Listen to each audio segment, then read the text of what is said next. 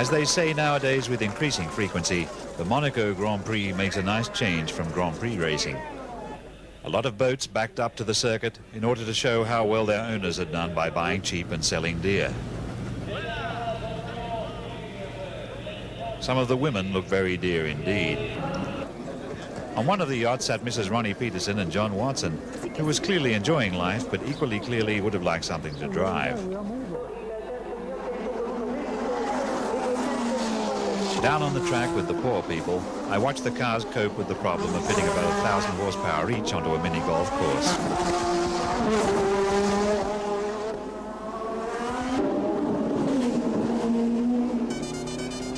The Brabham was still down on usable power, but Bernie had a word in Riccardo's ear. Patrese went out and got 5th place on the grid, the new car's best starting position yet. De Angelis, however, only just scraped through as a qualifier. Jonesy had a new sticker on his helmet indicating a tidal wave of Foster's cash. In the Williams pit, Piquet and Mansell practiced brotherly love, while each strove to outdo the other in cars that uncharacteristically disintegrated every hour on the hour. At McLaren, Prost got the pole, seemingly without effort. Nor this. Nor this.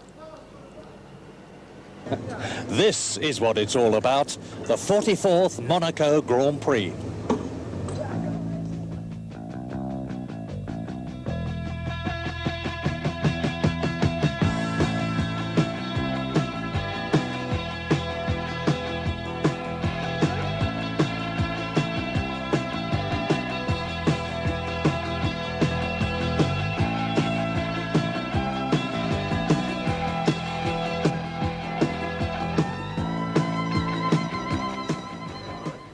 Monaco is very special in all sorts of ways. For instance, only 20 out of the 26 entrants get to qualify in the race.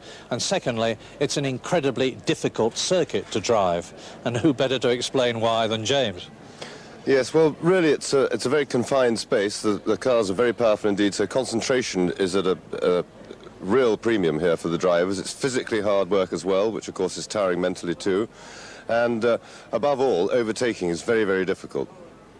So, that's Monaco. Now let's take a check on the Drivers' and Constructors' Championship situation.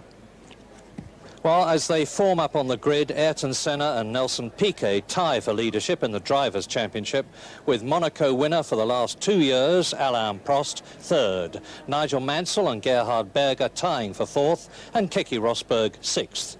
It's close in the Constructors' Championship too.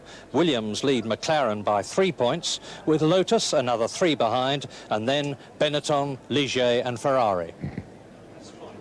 With the near impossibility to pass here at Monaco, pole position on the starting grid is all important. And the man who's got it is the man who's won for the last 2 years, Alain Prost. Nigel Mansell is a superb second. Ayrton Senna is third. Michele Alboreto fourth. Gerhard Berger fifth. And Riccardo Patrese is sixth in his vastly improved Brabham. 6 different constructors in the top 6 places. Martin Brundle is an excellent 10th. Jonathan Palmer is 19th. But sadly, Johnny Dumfries failed to qualify because of car problems. Edizione del Gran Premio di Monaco, quarta prova del campionato del mondo 1986, che vede alla partenza in pole position, non ha vinto Ayrton Senna, ma questa volta la Vespa se l'è portata a casa Alain Prost con al suo fianco Mansell. In seconda fila Senna, che naturalmente sarà molto seccato di non aver conquistato la quarta pole position consecutiva, e al suo fianco una nota estremamente positiva, anche se vedremo durante la corsa cosa potrà fare. Ce l'ha mossa tutto Michele Alboreto e ha portato passato la Ferrari in seconda fila. Avete visto poi Riccardo Patrese, ve lo ripropongono adesso le immagini, che è riuscito a riportare la Brabham in una posizione più consona al prestigio di questo mezzo, in terza fila di fianco a Berger, che con la Benetton conferma la crescita della casa anglo-italiana. Quarta fila per la Fit con Tambay, che però pare debba partire in ultima fila perché è arrivato nello schieramento di partenza. Mesdames, Mesdemoiselles, Messieurs, bonjour. Ici Monaco, où vous allez le constater sur les images que vous allez suivre pendant un peu plus de 2 heures. Le temps est absolument superbe. Et le bonjour que vous recevez là est celui de Gerhard Berger, l'Autrichien, une des révélations de cette saison et qui, une fois encore, a réussi de très bons essais avant ce Grand Prix de Monaco. Le Grand Prix de Monaco, c'est la 3e manifestation sportive mondiale au niveau de l'affluence. Well, now, as you know, it's a man's life in the BBC, and this is the sort of hardship that our commentators have to put up with over there in Monte-Carlo. All that sunshine, it must be such a bore. It's tough to get a glass of champagne. It is a tough life indeed. But prepared to put up with the hardship of it all are our commentators for this afternoon, James Hunt and Murray Walker. And I tell you, Des, it's hell out here. The sun is shining, the sky is blue. The conditions are absolutely perfect for this 44th Monaco Grand Prix.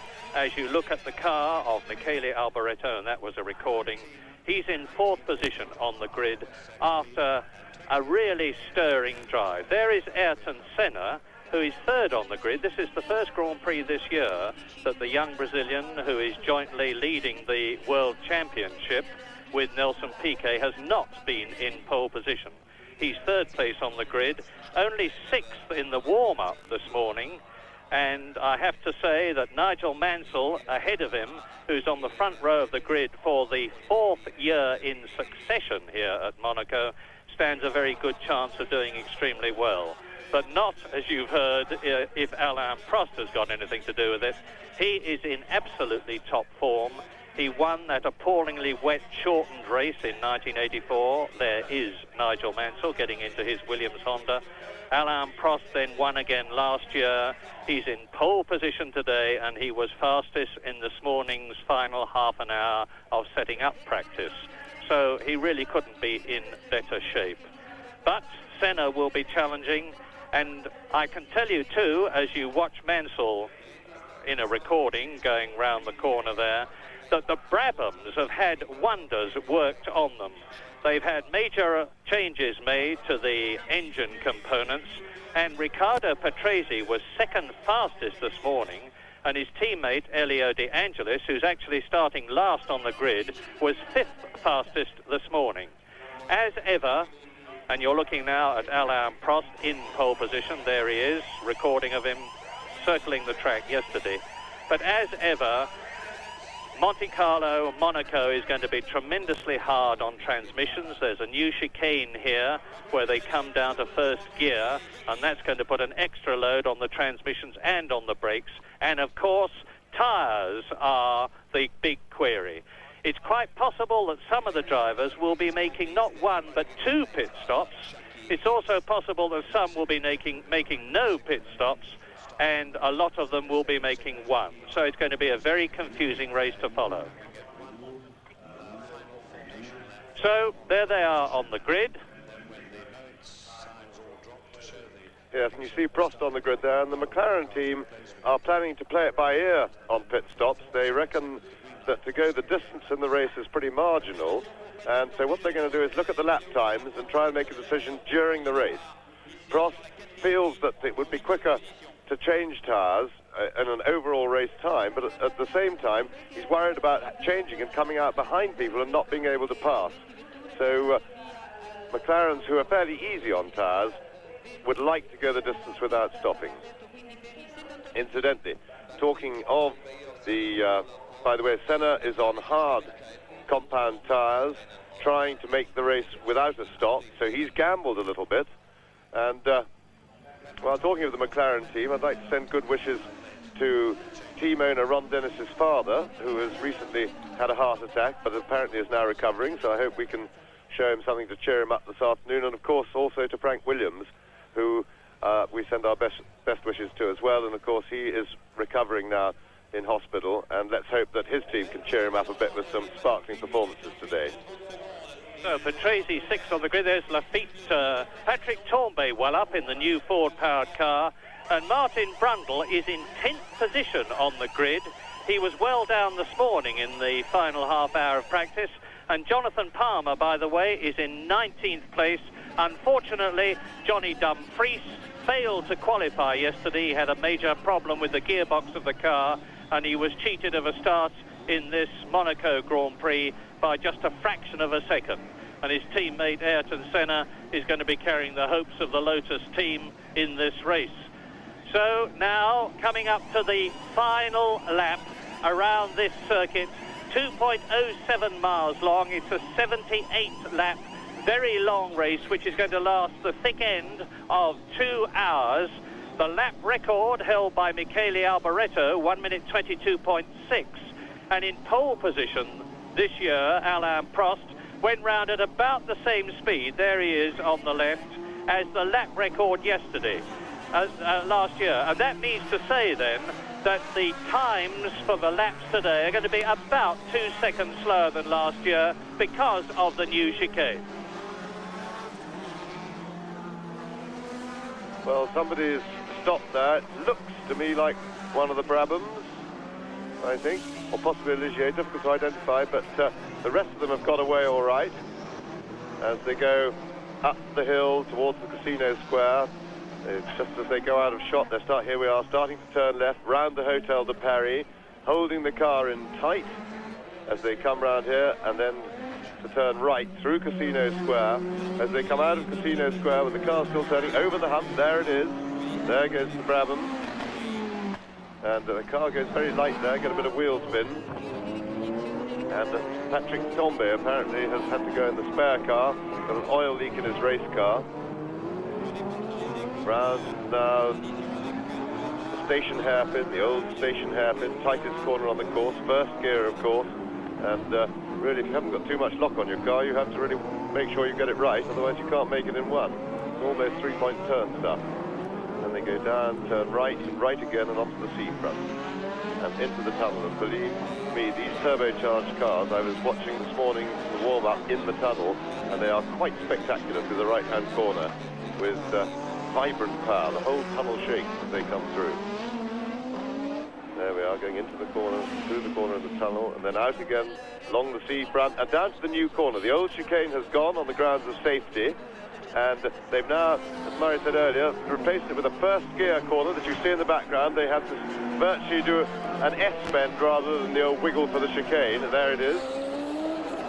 Back of the field coming through, and you can now hear the cars as they come poodling past our commentary box, with poleman Prost slowing it down to bunch the field up so that he doesn't have to sit too long with everything getting hotter, and waiting on the grid, because the red light doesn't come on, of course, until everybody is stopped and in position.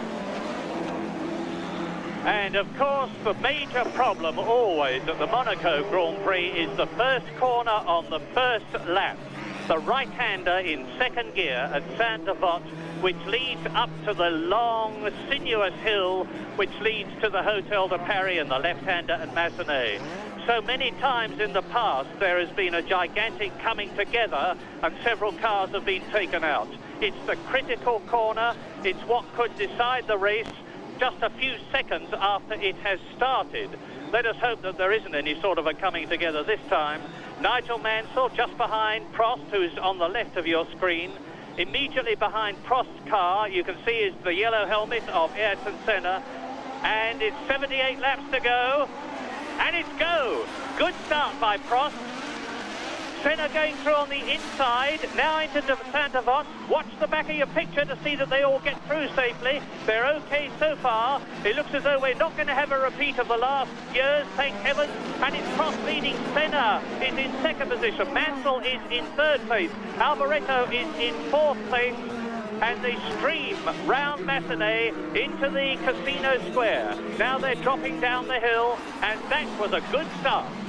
Yes, and Rosberg just having an attack down the inside. He was making up places, didn't qualify too well, but it was a good clean start. The sunny weather seems to put everybody in a good mood, because we even, amazingly enough, had the entire Formula 3 field get through the first corner without incident yesterday.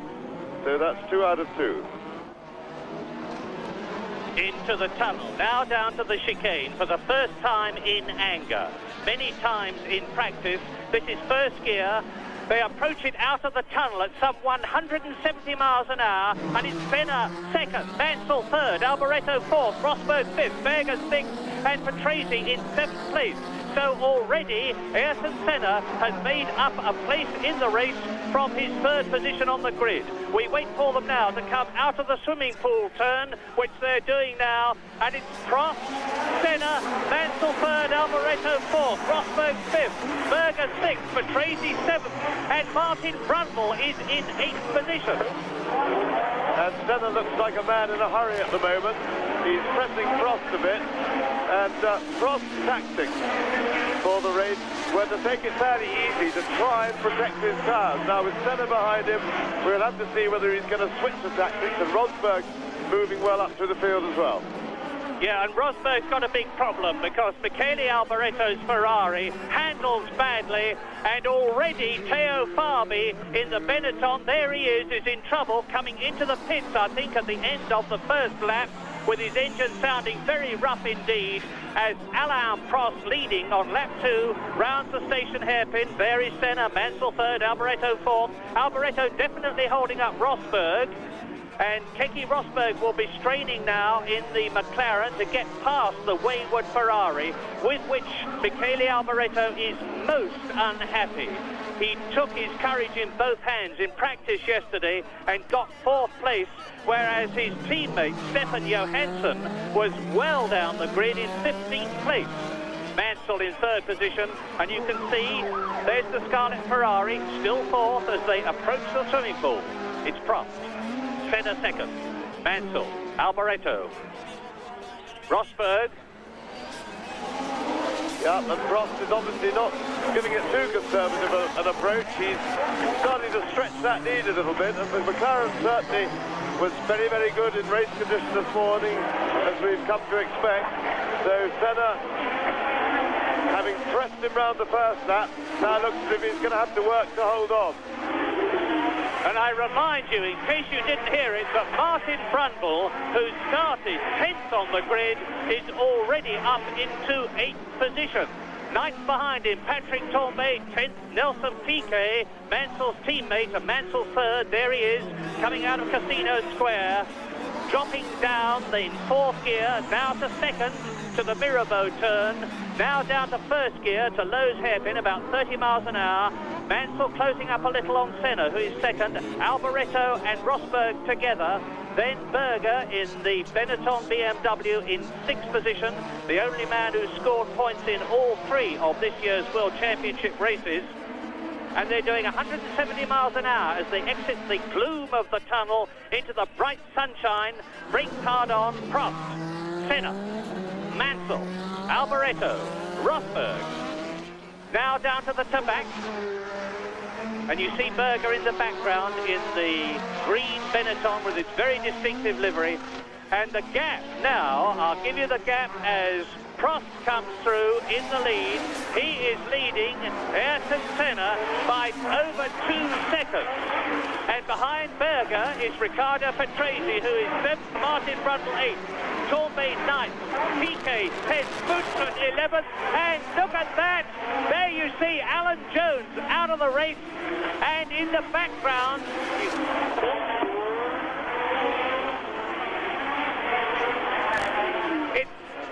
well, Alan Jones being pushed the wrong way of the course, and already the Australian looks as though his race is finished. They're trying to get him clear. Yeah, and that's the back corner. Looks like there was a coming together there. And so Jones, who the Beatrice team have been much more competitive here in practice this we see the leaders going round the station hairpin, and so that'll be a big disappointment for Alan Jones. Both he and Patrick Tambay had a good day each in qualifying. Jones was 6th quickest on the first day, had trouble with the car the next, and Tambay took over and was doing very well. So, Alain Prost stretching his lead now and really looking as if only mechanical trouble is going to stop him here. He's looking quite comfortable. The car is very, very good, and he is in absolutely top form after his marvellous performance at Imola 2 weeks ago. He's brimming with confidence. Alain Streff was the other car. Farby came in with injection problems, incidentally, Theo Farby, and it's Alain's Philippe Streff, the Frenchman, who had the coming together with Alan Jones. Now, looking at the swimming pool, this is the end of lap 4 in this 78-lap race, and you can see that Alain Prost, the man who won for the last 2 years, is in a very commanding position. He's building up a comfortable cushion already. In the background, Senna and Mansell, second and third, as Prost goes round the Hotel de Paris, the matinee turn, out of Casino Square with his left rear wheel almost kissing the barrier, dropping down the hill. So Senna second, Mansell third, Alboreto fourth, Rosberg fifth, Berger sixth, Patrese seventh, Brundle still in 8th position. Mansell closing up on Senna, Rosberg still with Alboreto, and there you saw Berger and Patrese. Riccardo Patrese in the rejuvenated Brabham on its Pirelli tyres is going extremely well. Yes, and Mansell's looking very strong in 3rd place. He's pressing Senna, looks as if he'd like to find a way around, but of course that is one of it is the big problem for Monte-Carlo. Overtaking when somebody doesn't want to be overtaken is really difficult here.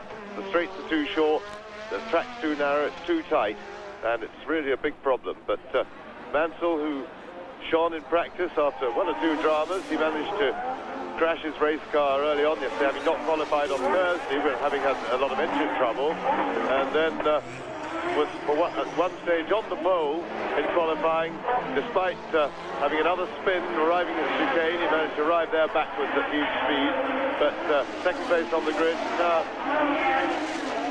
challenging Ayrton Senna for 2nd place. Ayrton Senna leading the World Championship, of course, and Nigel Mansell finished so brilliantly in 2nd place in Spain. There went Rosberg chasing Alboreto hard. Yes, and I think that the Rosberg-Alboreto is the battle to watch at the moment. Rosberg's pretty impatient, his teammates getting the upper hand on him, and Rosberg, I would think, will be in a pretty aggressive mood. Now, the gap between Senna, who is 2nd, and Rosberg, that you can just see disappearing round the right-hander there, is about 4 seconds. And as James says, he really needs somehow to get past the Ferrari of Michele Alboreto in 4th position. As Prost comes down to the chicane, now you can see the gap. Senna, Mansell, and as Mansell exits the chicane, Alboreto and Rosberg come up to it. Berger in the background, and now we've got another 2-car battle. Here is Berger chased by Patrese, and behind Patrese and catching him is Martin Brundle, who is in 8th position. So this is lap 7, the completion of, and it's Prost leading, Senna 2nd, Mansell 3rd, Alboreto 4th, Rosberg 5th, Berger 6th, Patrese 7th, and Martin Brundle in 8th place, catching the Brabham. Jonathan Palmer is still going well. He's in 17th place. Alan Jones out of the race, of course, already. Theo Farby has come into the pits with injection trouble, and Philippe Streff was involved in that crash with Alan Jones, both of them looking perfectly okay themselves. Senna and Mansell with.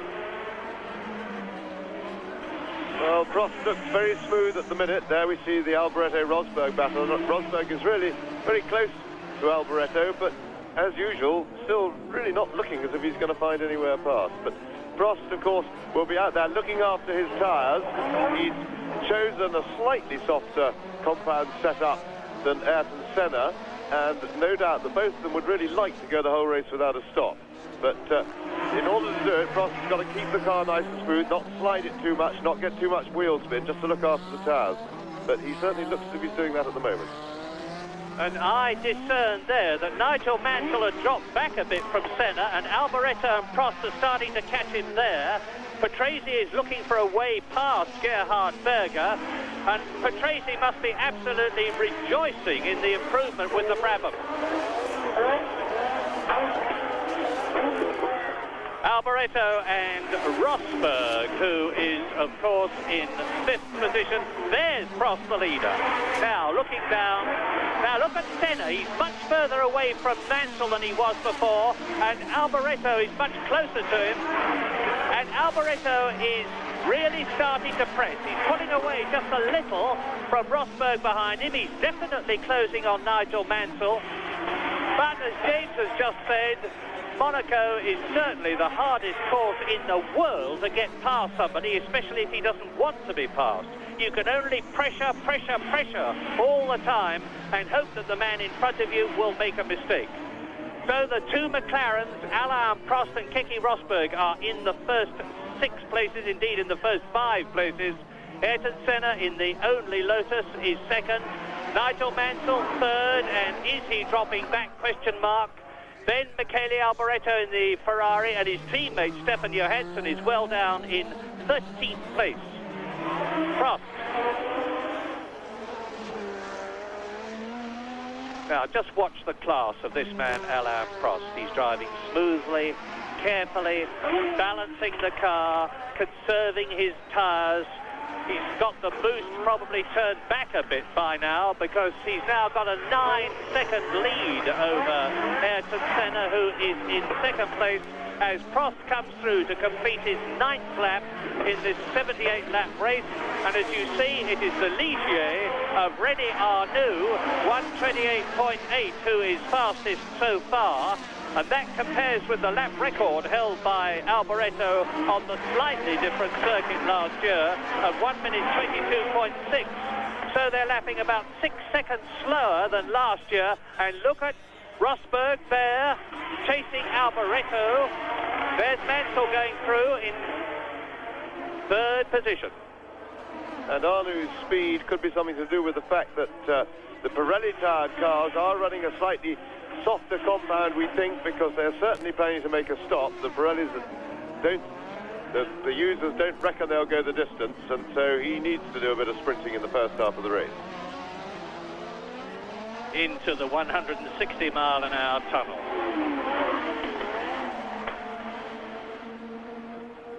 Out of it. Alboreto in the Scarlet Ferrari. Rosberg, there's Mansell 3rd. Alboreto 4th. Rosberg 5th. They exit the chicane at about 60 miles an hour, down to the Tabac in 3rd gear. They're up to about 130 now as they approach the swimming pool. Back to about 85 miles an hour as they come out of it. Down to the Ratcast, the 1st gear corner. Prost goes through there. There's Alboreto. Rosberg. And this is the completion of lap 10. So it's just over 1/8 distance. Heartening to say that comparatively few cars have gone out, notably Jones and Streb. And Rosberg is really climbing all over the back of Alboreto's Ferrari, but it's still the usual story. Overtaking here is really difficult, and unless he can persuade Alboreto to make a mistake, he's not going to easily find a way past. Senna goes around the station hairpin, Mansell, Alboreto, and now Rosberg very close to him, but still no way to find an attacking position. Now Mansell quickest, 1:28.8, just a whisker quicker than René Arnoux, about the same lap speed therefore. And there is the Englishman from the Isle of Man, a master of this Monaco course. Of course, you never know what's going on in the driver's mind while you're standing or sitting here watching them. You don't know how much they're conserving their tyres, how much they're giving themselves a bit of a breather. But between the 1st and 5th places, there is about 14 or 15 seconds. So it's still very close indeed. They have completed 10 laps now. And that's Theo Farby in the Benetton, in the light-coloured helmet, back on the track, having presumably overcome, or hopes he has, his injection problems, moving over and letting Senna through in second place. Now we'll see how Nigel Mansell copes with the little Italian. There is Mansell in the Williams Honda. McLaren leading, Lotus second, Williams third, Ferrari in fourth place. Farby moves over and lets Nigel Mansell through. McLaren in second place, Berger in the Benetton in sixth position. Yes, good considerate driving by Farby. He's realised that the leaders were bearing down on him and he's been making space to let them through. But Rosberg would probably hope that he doesn't do that, because it might just give him the opening he wants. If Farby gets in the way a bit, holds up Alboreto, that could be a good break for Rosberg. And unseen by you, but very much seen by us as you watch the leader, Alain Prost, coming through shortly to complete another lap, is the fact that Riccardo Patrese, going like smoke in the Brabham, has passed Gerhard Berger, and for the first time this season that I can remember, a Brabham is in the World Championship points. Alboreto there, ahead of Rosberg, and it's still Prost, Senna, Mansell, Alboreto, Rosberg, and then Patrese. Yes, it is most heartening to see the Brabhams going better, because their relatively futuristic car gave them some problems, funny enough, which were really in the engine more than the chassis. But here the car has looked most impressive in qualifying. The car seems to grip very well, and it seems to be that they're getting tripped. But now Rosberg pressing right up Alboreto's exhaust. There's no way to go diving on the inside of Casino Square, but the possible place is after they've turned right here and down to the Mirabeau, if he can get into position. Not close enough. And quickly, of course, Riccardo Patrese has scored a World Championship point, but there is Senna, Mansell, Alboreto, and chasing him, Rosberg.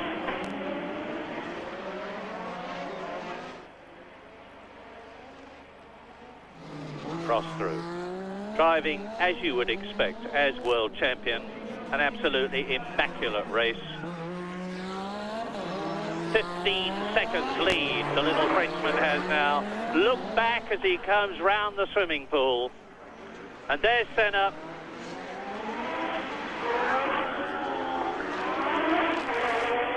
Mansell, Alboreto, Rosberg, first, second, third, fourth, fifth. Down to the Rascasse, first gear.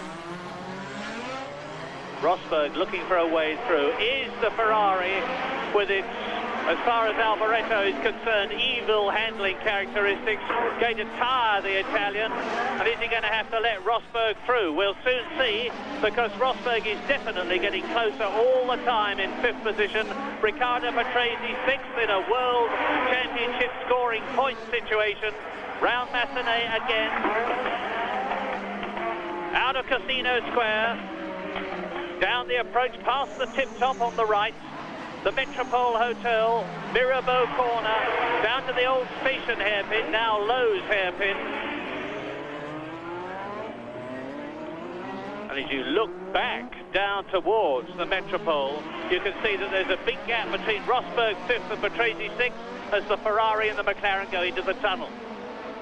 Tough situation for Keke Rosberg, because driving that close behind another car is a great deal harder work than having, say, a 20-yard gap, because you can't see where you're going properly, or your vision is partially obscured.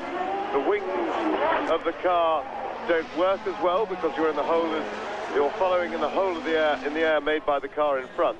So it is really double hard work doing what Rosberg is doing. He needs to be that close to field up any mistake that Alboreto makes. At the same time, he's expending a lot of unnecessary energy, at least unnecessary if he doesn't get past in the near future. They've completed 13 laps now, and as Senna goes round the right-hander at Saint-Devote, in front of him, Streff has rejoined the race and gone off at Saint-Devote and rejoined. Alain Prost leading now by about 7 seconds. And this is the scrap in the race at the present moment. But behind, Stefan Johansson is having a terrific scrap with Jacques Lafitte. And the race order, as you watch them streaming round the hairpin with the Ferrari, there it is, and Rosberg closing up there. Now look at this. This is what I was talking about. There's Johansson with Lafitte trying to take him as they go down to the Rascasse. But Johansson is on the inside line there. Lafitte driving round the outside. An absolutely masterly bit of driving. And in doing that, Jacques Lafitte moves up a place as Prost goes through, lapping Jonathan Palmer, and Senna in second position still, with Mansell third. There he is. Alboreto fourth. You'll see him shortly in the Ferrari, still ahead of Keke Rosberg. Riccardo Patrese is still in sixth position, and it's very heartening to say that comparatively few cars, even now, and we are on lap 15, are out of the Monaco Grand Prix. Bit static at the moment, perhaps, but of course this race is going to really come alive when the tyre situation takes over. We don't know for sure. Mansell, Alboreto, Prost, Rosberg going through. We don't know for sure when. We don't know for sure when they are going to stop, or even if they are going to stop, as Alboreto and Rosberg drop down to the Mirabeau. Fourth and fifth.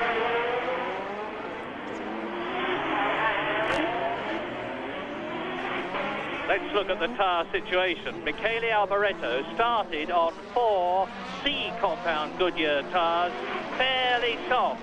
Keke Rosberg started on 4 Cs, fairly soft. Alain Prost has got 2 Cs on the front, and a B on the left rear and a C on the right rear. So Prost has allowed for the fact that there is more wear on the left rear here at Monaco, and has put a slightly harder tyre on his car that may pay big dividends later on. You are watching Alboreto and Rosberg. We haven't seen much of Martin Brundle, but he's still very much there. He is in 8th position, with Rosberg starting to press yet again.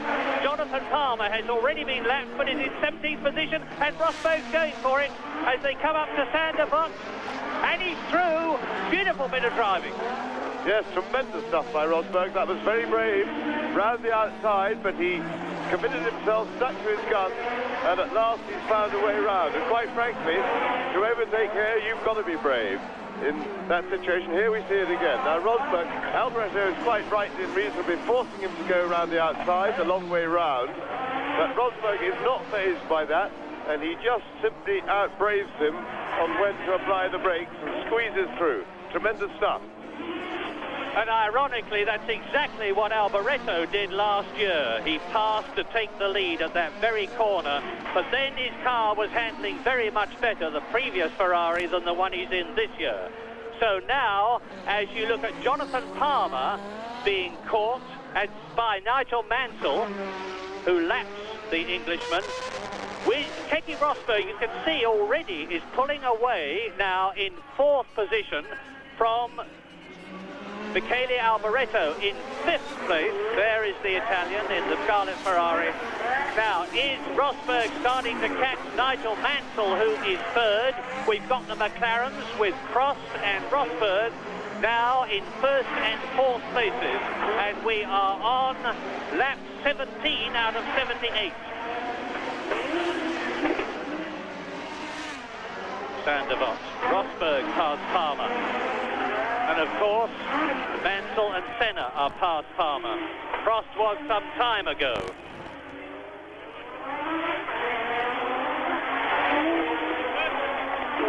I'm sorry if you've got picture breakup. We have too.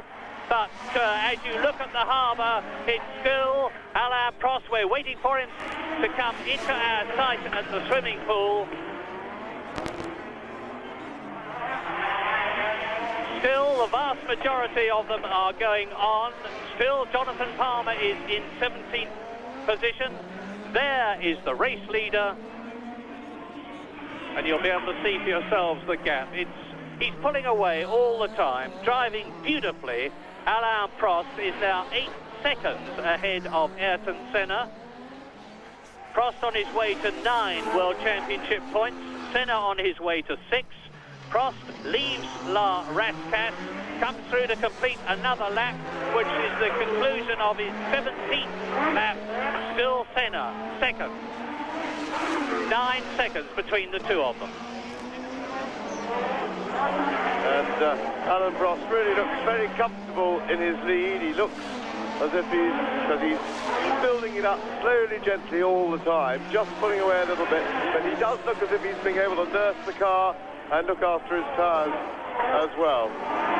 Having the Brabham there, properly moved out of the way, so Prost uninterfered with. And so far we've seen very good behaviour from drivers watching their mirrors as they've been lapped by the leaders. They've done a good job. Jonathan Palmer, we saw, letting everybody run by him. And it's most important that they do that here at Monaco, because they get in the way, they're really difficult to deal with. Now, we just saw at the end of that shot, Keke Rosberg, who is starting to catch Nigel Mansell. Alain Prost lapped Elio De Angelis. You just saw him there lapping the Italian in the Brabham. And De Angelis is in 16th place.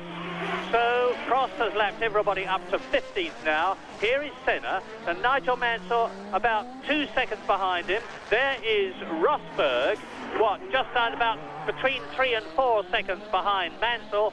Senna comes out of the swimming pool, and Rosberg is well and truly on his way. We're going to have a battle very shortly between 3 cars for second place. Those 3 being Senna, Mansell and Rosberg. And Alain Prost, if he knew this, would be delighted, because it will give him the opportunity to just keep on driving comparatively gently by his meteoric standards, knowing that those 3, Senna, Mansell and Rosberg, will be metaphorically tripping each other up, trying to get by. Rosberg. Now there is the leader. Here is Senna coming down to the station hairpin. Next is Mansell. And Rosberg has got to get past Arnoux, and he does it. Arnoux must be in trouble because he moved over and let him through. And Arnoux was in 10th position in the Ligier. So there's a question mark over René Arnoux' continued progress. And now on lap 19 out of 78, Mansell, second. Prost ahead of him by some 9 seconds now. Prost is continuing to pull away. There's Rosberg gaining. That's De Angelis, who has been lapped, number 8. Alboreto dropping back all the time in 5th position. And the gap between Alboreto now and his countryman, Patrese in the Brabham, is about 10 seconds, and I wouldn't be at all surprised shortly to see the Ferrari there, which has just lapped De Angelis, being caught by De Angelis' teammate, Riccardo Patrese, and we'll start to see a battle for 5th position. Sit on the edges of your seats.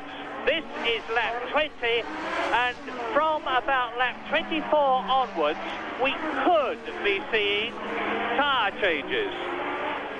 We could be seeing tyre changes. And I'm rather expecting Keke Rosberg to come in early for a tyre change. Senna goes out of the picture second. Mansell goes round the right-hander third. Rosberg goes round it fourth. There's Mansell into the tunnel. The gap between Mansell and Rosberg, about 3 seconds. I'll give it to you exactly when they come past me. The chicane, first gear, 40 miles an hour in, 60 miles an hour out. Senna, second. Mansell in the Williams. Rosberg in the McLaren. Now, let's see what the gap is between Keke Rosberg in 4th position and Nigel Mansell in 3rd place. And the answer, as they approach the Rascasse, is 2.6 seconds. Rosberg is catching Mansell. Yeah, and I just had a good look from our commentary position at Rosberg's tyres. Remember, he's gambled on a softer compound for the rears than most people, using a soft left rear. And I'm happy to report that they look perfectly all right. So Rosberg's tyre choice so far seems to be working. A lot of pressure on Keke Rosberg. He left the Williams team on a very high note at the end of 1985, having won the last Grand Prix of the year at Adelaide, changed to the McLaren team, and hasn't shone as much as a lot of people expected him to, because he's had to adapt to the new car, the handling characteristics of which are very different to the Williams. Keke Rosberg likes oversteer, Elio De Angelis in the pits, and with the McLaren, Rosberg has a lot of understeer. So there is number 8, Elio De Angelis, in 16th position, having been lapped in the pits. Herbie Blash leaning over and talking to him. And in the background, Theo Fabi has come into the pits. So we are now going to see a flood of people pouring into the pits. There goes the McLaren through to complete another lap. And Alain Prost is now on his 22nd lap in this 78th lap race. He's 10 seconds ahead of Ayrton Senna, second, who has got Nigel Mansell about 2 seconds behind him in third place. Fourth is Keke Rosberg, about 2 seconds behind Mansell. Fifth is Alboreto, who is now 12 seconds ahead of Patrese. And Prost is looking wonderfully smooth. If it's possible to nurse these tyres round to the length of the race, he's going about it the right way. There we go, fastest lap for Nigel Mansell, as the race is beginning to hot up speed-wise. The fuel load is lightening, and the car's getting quicker. More rubber on the track. They'll get quicker and quicker as the race goes on. But Prost is really looking pretty serene and confident out front and doing it all very smoothly. Yes, Alain Prost, who failed to finish in Brazil, but was third in Spain and then won San Marino. Now look back. Mansell is behind Senna. Now let's hope that we can have a look at what is happening as Ayrton Senna goes through in second position as far as Nigel Mansell is concerned. Well, there is Mansell, and the gap now between Nigel Mansell and Rosberg is 2 seconds. It was 2.6 seconds on the previous lap. There's the Williams, there's the McLaren in fourth place. There is Senna, who is second, going up to Sandervot. Enthralling stuff, this, way out in front. Alain Prost driving as usual, an immaculate race, but a raging battle for second, third and fourth. Now, fifth is still Alboreto, sixth is still Patrese, seventh is Gerhard Berger, eighth is still Martin Brundle holding on there, ninth is René Arnoux, 10th is Patrick Tambay, 11th is Nelson Piquet, 12th is Jacques Lafitte.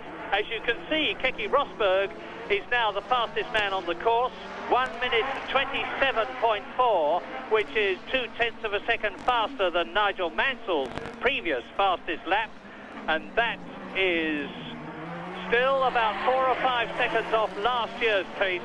And Senna is being caught by Mansell, who is being caught by Rosberg. It is all starting to happen. Yep. The battle for second place is now concertinaing up as we expected it would, and is about to get enjoyed in earnest. Mansell, he sees Senna in front of him.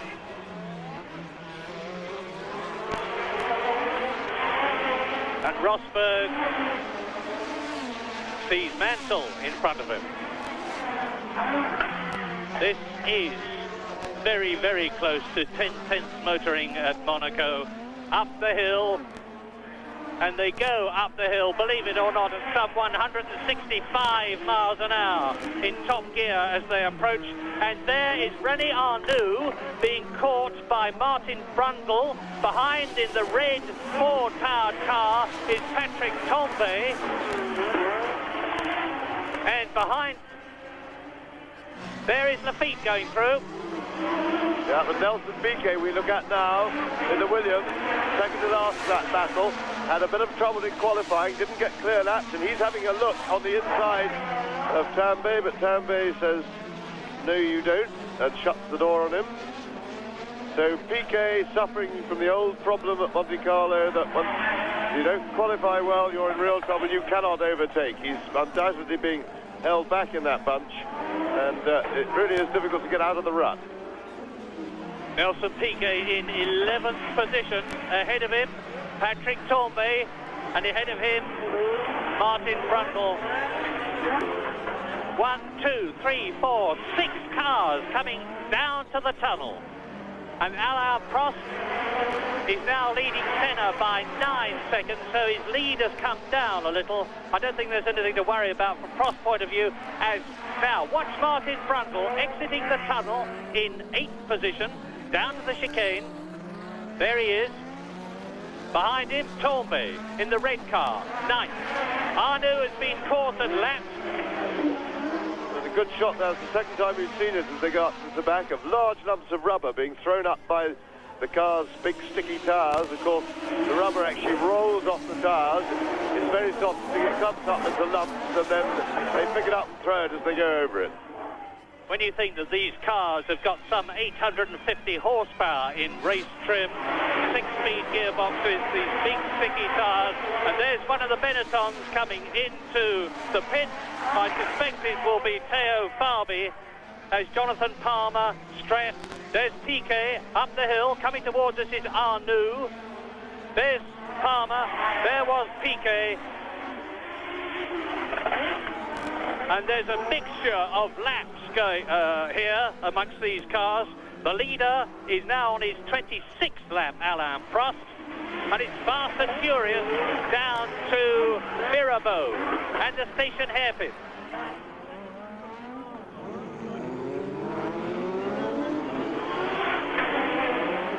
Watch amongst this lot for Brundle. There's Brundle. He's got Piquet right behind him now. And Patrick Tambay is through out of the tunnel with that Ford engine going beautifully reliably. Alan Jones, of course, went out early in the race when he came together with Philippe Streff, who is back in the race. There's Martin Brundle. Palmer has been lapped. There's Tambay.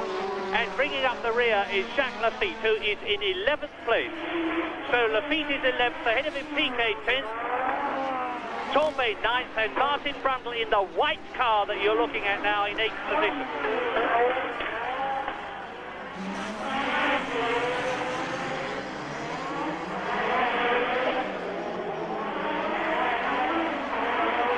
Well, somebody has got to give way in this lot.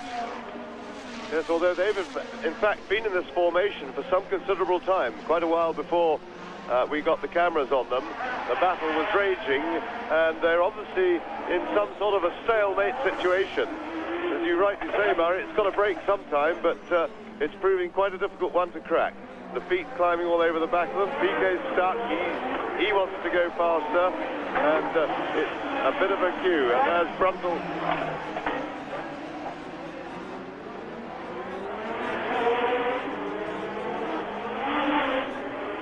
Jacques Lafitte, the oldest man in the race. Now, there is Rosberg.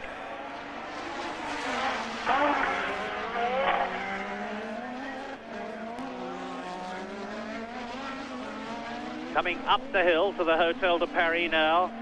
Still Alain Prost well in the lead. Ayrton Senna in second position.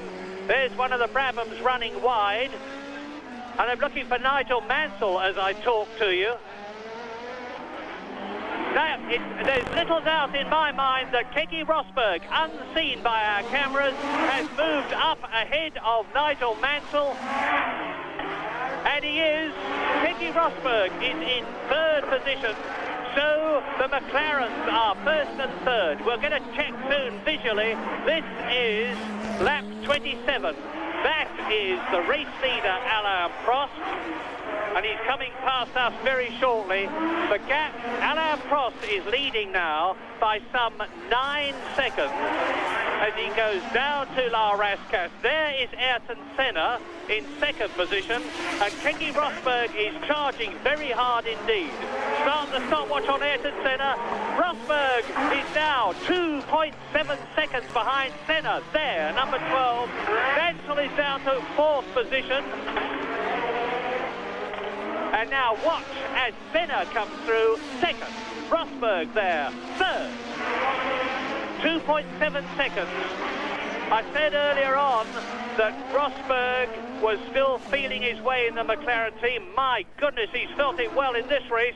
He's come right up from his low position on the grid of 9th. He's now third. He's passed Nigel Mansell, and he's got ahead of him Ayrton Senna.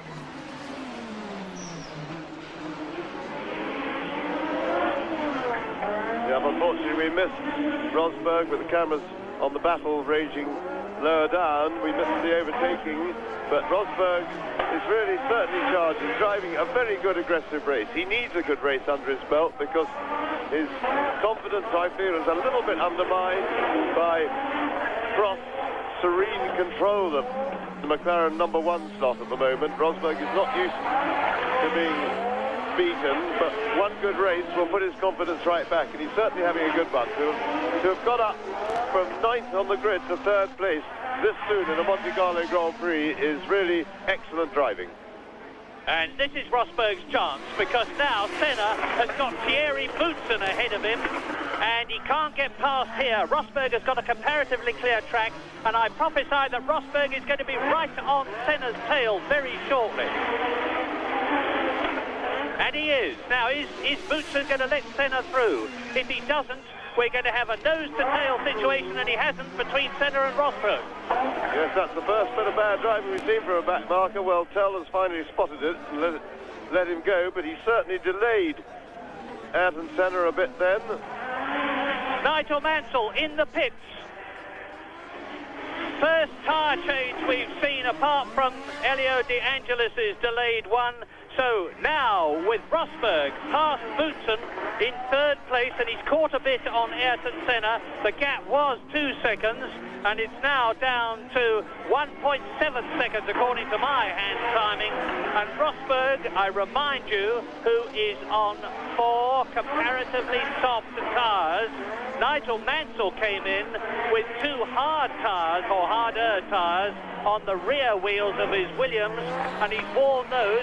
But Keke Rosberg must be treating his tyres comparatively lightly, because he has gone on further already than Nigel Mansell has, and he's set his sights on Ayrton Senna. Prost is leading, Senna second, Rosberg third. Mansell has dropped down a place now because Alboreto will have moved up.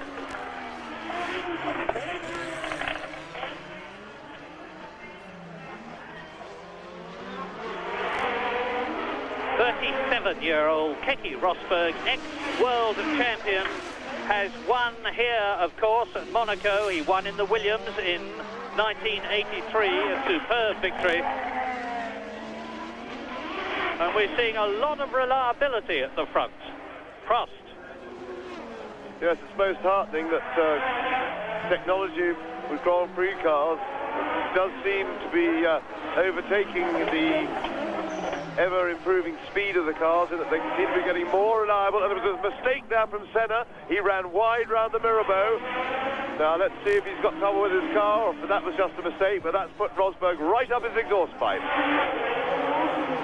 Nigel Mansell, incidentally, only lost 1 place. He went down to 5th position and let Alboreto through. He's only lost 1 place as a result of that tyre stop. A lot of gossip about Ayrton Senna here.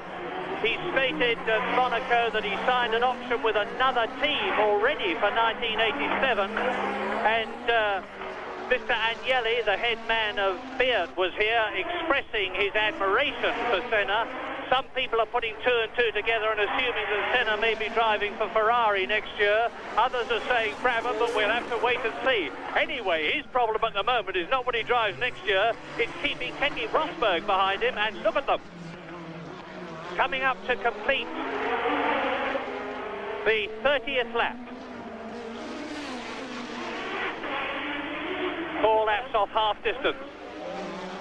Remember, of course, that Rosberg has gone for a more aggressive tyre combination. He's got slightly softer rears, which in theory should give him more grip at the back than Senna has got, but of course he faces a bigger wear problem. So what he will really want to do is to get past Senna as soon as possible, to use the advantage of the tyres and not waste them sliding around in his drafts behind him. Behind these two, Alboreto now fourth, Mansell down to fifth after his pit stop. Patrese is still sixth, Berger is in seventh place, René Arnoux is eighth, Martin Brundle now is in ninth position, Patrick Tambay is 10th, Nelson Piquet is 11th, in 12th position it is Jacques Lafitte, 13th is Stefan Johansson, 14th is Boutsen, who has been lapped. So Prost has lapped everybody up to 13th place. Yes, and this battle, whether it's this battle or whether it's tyre deterioration, but since Rosberg has pretty much joined Senna, Prost has been able to extend that lead a bit more. He's now up to over 14 seconds lead and really is looking in the most comfortable situation. Rosberg into the pits. There goes Rosberg. So Rosberg has gone for tyres already. Now let's take the time. Keke Rosberg literally right behind me. A very, very quick stop is about 8.8 seconds. Out goes Keke Rosberg, 13.2 seconds. Not a particularly quick stop. That's taken the pressure off Senna a bit. But now we can expect Rosberg to go through to the end, but not necessarily. I was told that there was a possibility that Rosberg might actually make 2 stops for tyres in this race. But we don't know what tyres they put on his car as a result of the experience that the McLaren people have already had. He's gone 31 laps, and of course he's got a much lighter fuel load now, and his car will be less hard on tyres in this second part of the race. Yes, and there is Patrese. He was in 6th place. He's in the pits, but he's overshot his pits, but I don't think that's just a routine tyre change. It seems to be something a bit more dramatic. Oh, he stalled the engine. That is the airline for the starter. So a bit of a mess going on as Prost continues serenely on his way. Rosberg's pit stop was well timed, although it's not quite half distance in the race. It would be half distance from a tyre wear point of view because of the lighter fuel load.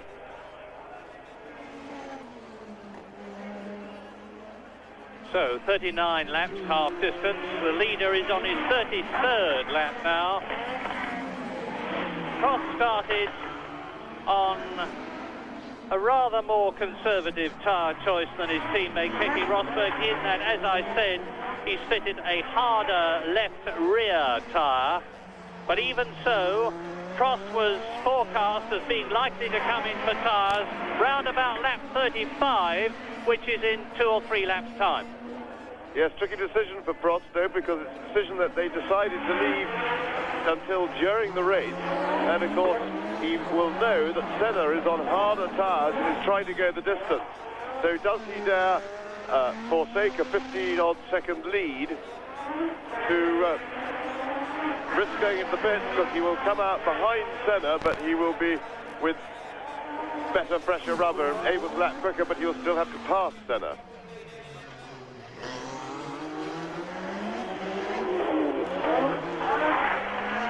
Alain Prost goes through to complete his 33rd lap. Second is Ayrton Senna, some 13 seconds behind. Up to third now has gone Michele Alboreto, temporarily, but Rosberg is in that third position as I talk to you, with Alboreto in 4th place. Nigel Mansell is 5th. René Arnoux is up into 6th place. These changes, of course, because of the tyre stop. Martin Brundle is in 8th place. Jonathan Palmer, who has been lapped twice, is 16th. And we have just been told, because we're right by the McLaren pit, that Alain Prost is going to be coming in 2 laps to change cars. And there we see the battle for third place. Alboreto got ahead of Rosberg when he went into the pits, but Rosberg's on fresh rubber and should find it easier to get round Alboreto this time than he did in the early part of the race. He now has a definite tyre advantage, and he'll be anxious to get that overtaking manoeuvre over and done with as soon as possible. It's important that he gets past him quickly. Yes, Alboreto is on 4C tyres, and they must be getting very tired, literally now, forgive the pun. But Rosberg, of course, on those fresh tyres, which will have been preheated to get them up to racing temperature before he even left the pits, will be charging past Alboreto very soon, I think. Meantime, Prost's tyres will be in their electrically heated jackets, which will be taken off at the last possible moment before the Frenchman comes into the pits. He's leading now by some 16 seconds from Ayrton Senna. Still third is Alboreto, still fourth is Rosberg, and there they are. Looks to me as if Keki's lining up to do what he did to Alboreto before, and now is the time. Going out round the Rascasse, first up into second gear, then out onto the pit straight. Now, yes, and Rosberg is doing a carbon copy of what he did before. With the advantage of fresh rubber, it's all over for Alboreto for the moment. Back to third position goes Keke Rosberg. McLaren then leads with Prost. Lotus second with Senna. McLaren third with Rosberg. Ferrari fourth with Alboreto. Replay as you see them approach Sandbox. Rosberg goes through beautifully as Alboreto did several times last year. In sixth position now, it's Arnoux. Still seventh is Gerhard Berger. Still eighth is Martin Brundle. Very well up. Now, we are watching, and you'll soon be seeing, we think, Alain Prost come into the pits. Prost is into the pits. There he is. Now, he was leading by 16 seconds. I am watching for Ayrton Senna. That's a super stop. That's about 9 seconds. And as Prost exits, there is Senna. Senna is going past as Prost exits the pits. It's anybody's guess, and I wish they'd show us some pictures about who is going to be leading at the end of this lap. Well, there's De Angelis back in the running, being lapped again by Keke Rosberg, with Alboreto in the background. Meantime, Senna and Prost are on their way, and there is Senna. There is Prost, so Senna leads. Now, on lap 36, Ayrton Senna, the Brazilian in the Lotus with the Renault engine, is in the lead, and there is Alain Prost. You can see the gap for yourselves, but don't forget that Prost is on new rubber and Senna isn't. Well, that was a marvellous pit stop by the McLaren team. They turned Prost round really fast, and to have got out that close to Senna is really an achievement. He's only lost some 16 or 17 seconds on the road, which is really an outstanding stop. And of course, although he's still got to climb round Senna, he's got the advantage of fresh rubber, and he's still warming these tyres up. Remember this, he's on his first lap since his pit stop, but by the time he comes to complete that lap, he'll be ready to go and starting to attack. Of course, Ayrton Senna will have... I don't know that Ayrton Senna will have to come in. He started this race with 2 Bs at the back.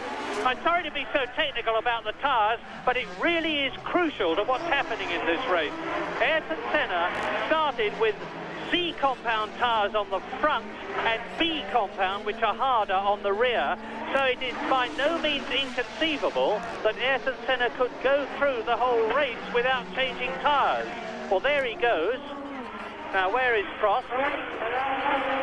There he is. Prost in second place now. So the McLarens of Prost and Rosberg are second and third. Ayrton Senna, a brilliant tactician. Now, if they stay with this, we'll be able to see what the gap is between Senna, and there is Prost, and the answer is 5.7 seconds. That's Patrick Tombay in the red car, and Tombay is in 12th position and he has been lapped. Race order on this, the 37th lap, as the leader goes through the chicane, is Senna, Prost, Rosberg, Alboreto 4th, Mansell 5th, Arnoux 6th, Berger 7th, Brundle 8th. In 9th position, it's Piquet, 10th is Lafitte, and Johansson, who is 11th, has been lapped. Jonathan Palmer is 15th and, of course, has also been lapped. And Alain Prost confronted with a bit of traffic. Cars he would like not to be there. He's got to find his lap 3 people before he can get a clear run at Ayrton Senna, but he's pulling out to have a go at the first one, which is Stefan Johansson's Ferrari. He's safely by that. Johansson made space. Good, intelligent, sensible driver. He saw him coming.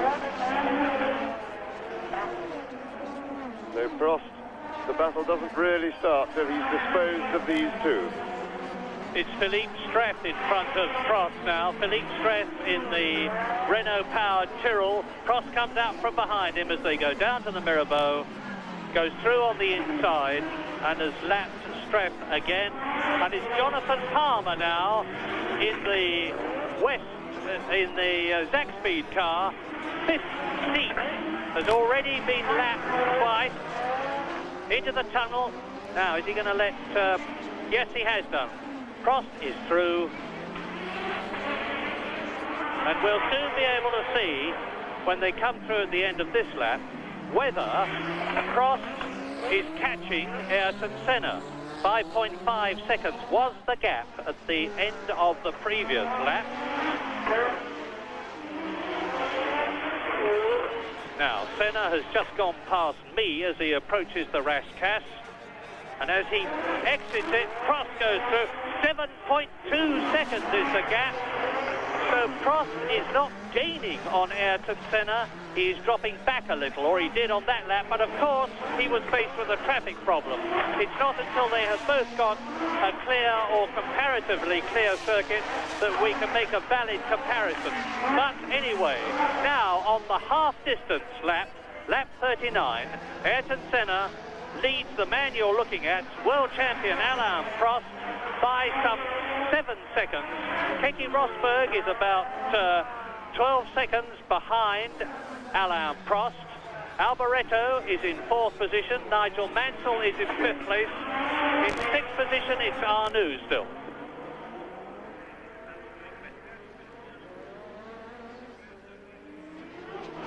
And Prost now has got a clear track. He's got his fresh tyres reasonably warmed up, and if he's going to make a charge, now is the moment that it's going to start. He's got a clear run towards Senna, who's coming to picture now. There's Prost going round the first gear, new chicane, coming down the straight towards the back, round the left-handed to back.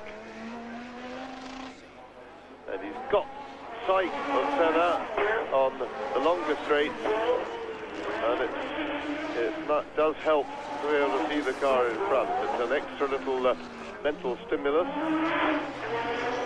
And he's catching number 1, the world champion Alain Prost, who won last year and the year before, took 2 seconds out of Ayrton Senna's lead on that lap.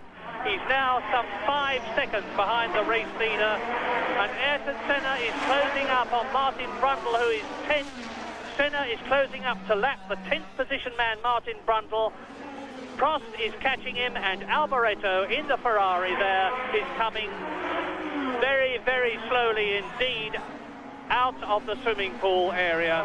He's in 4th position. Just looking at his tyres as he goes past me, for sure he's going to come into the pit, and for sure Nigel Mansell will go up a place as Alboreto in the Ferrari tours into the pits for his tyre change. Now, Mansell is about to take Alboreto's 4th position, because Mansell is just completing the lap as you look at Senna and Prost, with the gap coming down all the time. Yes, and Prost has really destroyed that gap. It's taken him 2 laps to get that close from something like 7 seconds behind. So Prost, as we expected on the new tyres, is absolutely flying. I'm sure Senna is struggling a bit. and I think that, if anything, that should firm up any doubt Senna has got that he should change tyres. He would definitely be better off. Let's see if he's worked that out for himself. Well, if he's worked it out, he hasn't acted on it on this lap. Yes, that's right. And once he can see what's happening, the sooner he goes in, the better, because he's just hurting his overall race time now if he stays out on tyres that are already knackered. And it's interesting that Martin Brundle in 10th position, who has not yet been lapped, is keeping ahead of Senna, who's now, of course, as you can well see for yourselves, got Prost right behind him. First and second, Martin Brundle exiting the picture. Now Prost could attack as they approach and then exit the tunnel as they come down to the chicane. Prost on the new heated, now thoroughly heated rubber. Looks as though he's going to try and go through on braking for the chicane. It is possible to get through there. Very difficult, but possible. But Senna staves him off. I think he's going to have to do a Rosberg and attack him out past the pits and into Saint-Devant. This is coming up to complete lap 41 in this 78-lap race. Leading in the yellow helmet, Senna. Right behind him, second, world champion Prost. Third is Rosberg. Down to the Rascasse, down to first gear, 30 miles an hour. Up to the old gasworks corner. Now accelerate away, and this is Prost's chance. He can, if he gets close enough, take Senna on the approach to Saint-Devant. He's going to try and go around on the outside. But Senna moves across, takes his racing line and keeps ahead. Yes, Prost being very careful, very sensibly careful, because he's well in charge of the situation. He knows that Senna can't hold him off forever, but he's not going to take any risks. Senna's a hard man. We've seen him make life very difficult for overtaking drivers. There he is, taking the inside line, fending Prost off, giving him no chance of attacking him on the winning line into the corner. So Senna stated his intentions. He's going to play a blocking game, but he can't block him forever.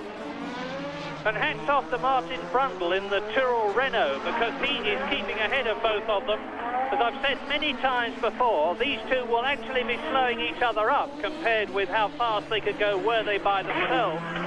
Because Senna is having to watch Prost and see that he doesn't get past. Prost is trying to find a way through. He's darting about the Tabac. And you can see that Senna is visibly having a bit of tyre trouble as his car moves about on the course. And Prost is harrying him all the time. Yes, Prost should be able to get more traction out of the Rascasse as they go onto the pit straight. Senna's coming in. So Senna has clocked it. He realises that he can't maintain the situation forever. And this puts Prost really in command of the race. Prost is now in what will be a very comfortable lead. Now, what about Keke Rosberg? Good stop. Excellent stop by Bob Dance and his team. Bob Dance, the chief Lotus mechanic who had his birthday yesterday. So, now Prost has got the cushion that he needs. He is on his 43rd lap out of 78. He could be on his way to a hat-trick, 3 in succession, wins at Monaco.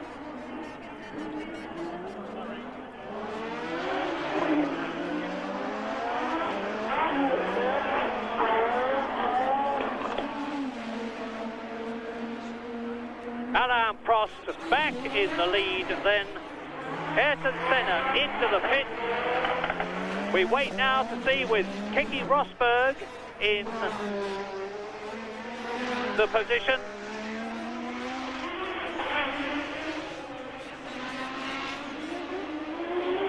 So anyway, there is the race leader, Alain Prost. Down to the Rascasse again. Alboreto, by the way, went out with engine trouble. Keke Rosberg now in second position. And third will be Nigel Mansell. It's Mansell and Senna absolutely together. Senna third, Mansell fourth. So with the two McLarens in the lead, Prost and Rosberg, here is the battle for third position with Senna and Mansell. And Senna pulling away there. Mansell seeming to go slower as he went up to Saint-Devant because he was much closer to the Lotus. And in fifth position behind Nigel Mansell is the Ligier of René Arnoux. Sixth is Gerhard Berger. Seventh now is Nelson Piquet coming up through the field with the tyre changes in front of him. Then Jacques Lafitte is in eighth position. Martin Brundle is ninth. And Stefan Johansson in the second Ferrari, who has been lapped, is in 10th place. Senna third, Mansell fourth. The two McLarens ahead. We are well over half distance now. We're on lap 44, and Gerhard Berger, who was in sixth position, has come into the pit to change his Pirelli tyres.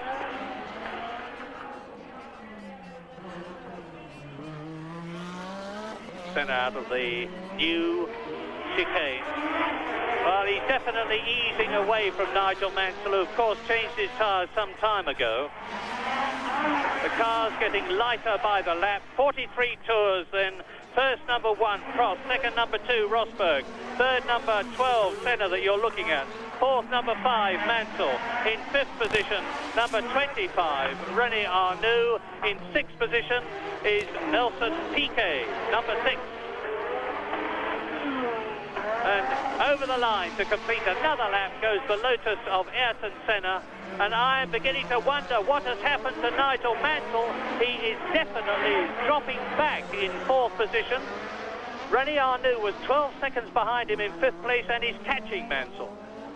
Yes, Mansell, I think, must have some mechanical trouble with his car, or maybe because he pitted rather early, and that may have been to look at some mechanical trouble. He got a new set of tyres, but he's never really gone very well on them.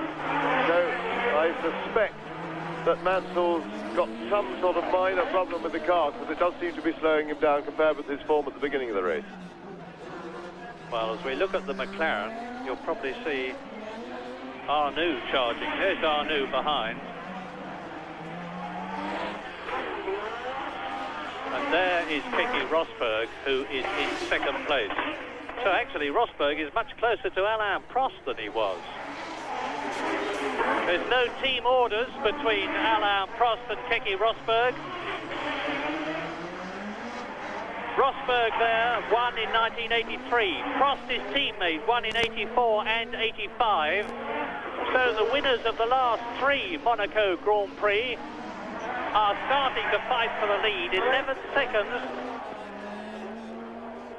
was the gap between the leader, Alain Prost, and Keke Rosberg in the second McLaren.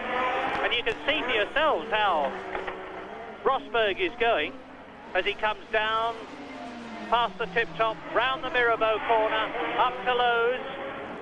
I'll give you the gap when they come through at the end of this lap. Prost leads, Rosberg second, Senna third, Mansell fourth and dropping back. Arnoux fifth, Piquet sixth, Lafitte seventh.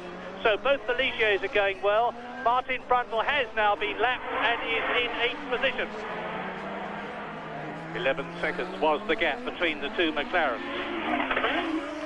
Here's Prost exiting the swimming pool area.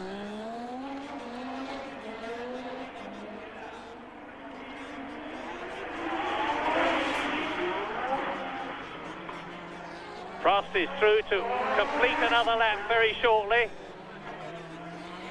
You saw the difference there, just under 11 seconds, and it's still 11.1 seconds.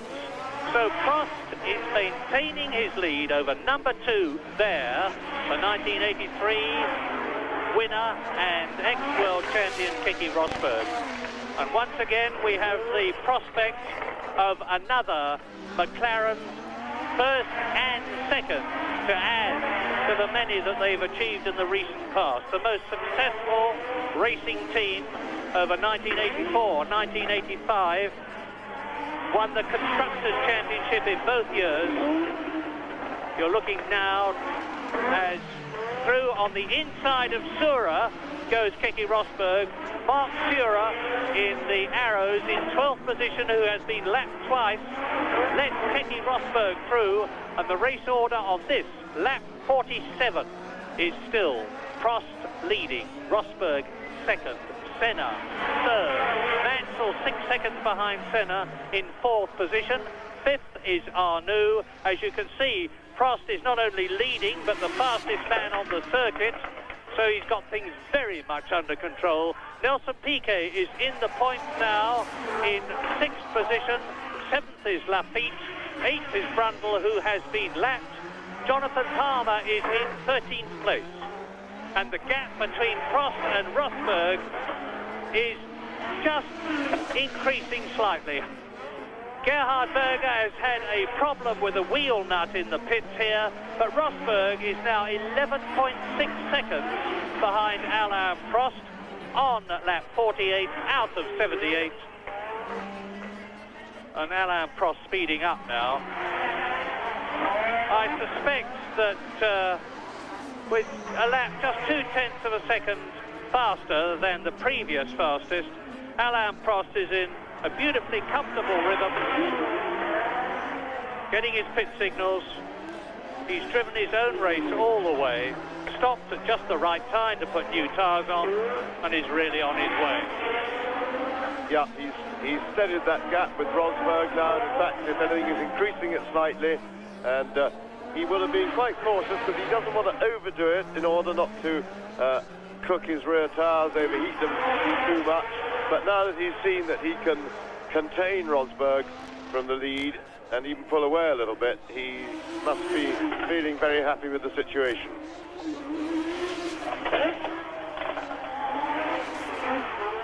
We've said many times in the past that a team member wants most of all to beat the other man in his team to underline his superiority, and Alain Prost is certainly doing that at the moment. 11.5 seconds, so the gap is very, very consistent.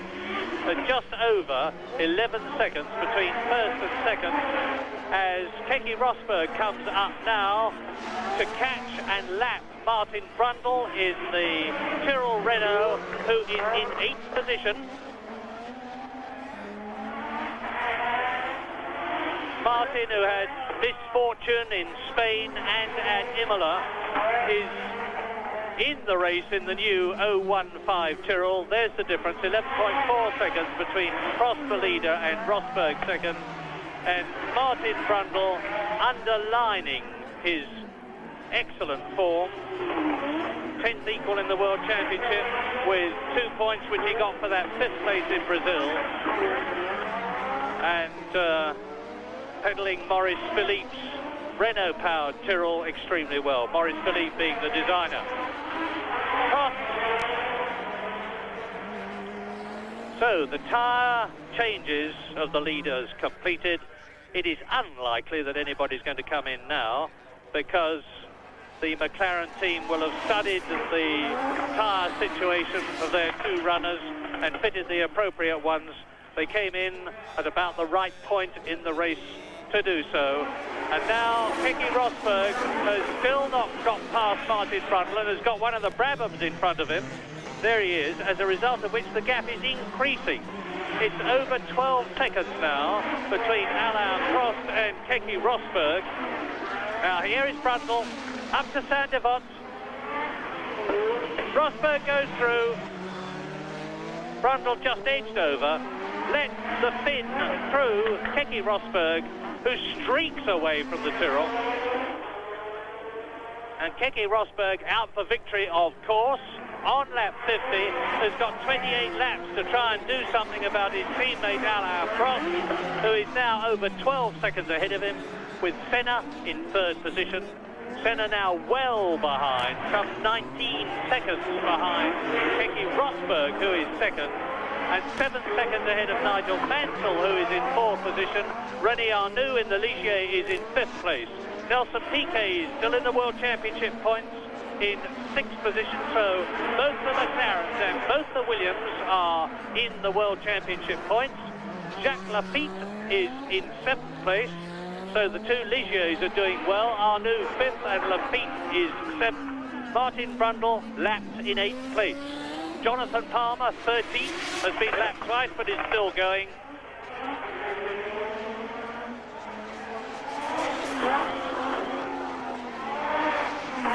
Well, that was Keke Rosberg into La Rascasse and out of it. Although we haven't had a look at him for a while, Nelson Piquet has now finally got clear of the bunch that he was in for the first third of the race. He's running in 6th place and is catching René Arnoux in 5th. As Rosberg goes up the hill towards the Massenet, and Prost keeping up the pressure. Faster and faster he is going. 1:26.9, just 0.3 of a second faster than his previous fastest lap, but he's quicker. As if to say to Keke Rosberg, if you've got any ideas of catching me, let alone passing me, think again, because I'm going to pull away. That's Piquet. With right behind Piquet, Jacques Lafitte. This is the battle for 6th position. Ahead of them is Streff, who is he's 3 laps behind, although he's ahead on the course just now. And Jacques Lafitte, the oldest man in the race, in the blue Ligier. He's 42 years old, and he's going, finally past Nelson Piquet. So now both the Ligiers are in the World Championship points, with René Arnoux 5th, his teammate Jacques Lafitte behind him in 6th position. Tremendously encouraging for Guy Larousse, the team manager, for Michel Tétu, the designer, and for Bernard Dudot, the man who designed the Renault engines which are powering the Ligiers, and the Tyrrells, of course, and the Lotus. And Piquet has obviously got a problem. I don't know what it is. It might be anything. It might be gearbox, it might be clutch, it might be tyres. But for whatever reason, Piquet is slowing and having to let people through. He's lost the possibility of a World Championship point. And of course, Piquet, at the beginning of this race, and for that matter still, is leading the World Championship, tying with Ayrton Senna. So that's bad news for Brazilian Piquet and good news for Brazilian Ayrton Senna. Number 4 is Philippe Streff, who's about to be lapped again by the doughty warrior Jacques Lafitte, who likes nothing more than to get away from racing cars and have a game of golf, which is exactly what he did after practice yesterday. And Piquet dropping back all the time. So it is now lap 52. Alain Prost leads by 13.5 seconds, increasing his lead over his teammate Keke Rosberg, both in McLaren. Third is Ayrton Senna in the Lotus. 7 seconds ahead of Nigel Mansell in the Williams. 5th is René Arnoux. You're looking at Keke Rosberg. 6th is Jacques Lafitte. 7th now is Nelson Piquet, who has been lapped, as has Martin Brundle 8th. Patrick Tambay, who is 9th. Johansson is 10th and has been lapped twice. Boutsen is 11th. Sura is 12th. Jonathan Palmer is 13th. And Philippe Streff is 14th. But it must be a little disheartening for Keke Rosberg. He's giving it everything he's got, and Prost is still pulling away. Prost lapping quicker and quicker now, and really, as I say, it must be worrisome, to say the least, for Rosberg, because he's certainly giving it everything he's got, and there seems to be nothing he can do about Prost. And there's one of the Brabhams touring in for stopping. And although we haven't seen much of, it's Riccardo Patrese, I think. Yes, it's Patrese who's stopped and come back into the race, but is now obviously completely out of it. We haven't seen much of the new Haas Lola with its Ford V6 engine. There is Prost completing another lap, coming through to complete his 53rd lap, and it is Riccardo Patrese out with probably a burning turbo from the way the fire extinguisher was being played on it.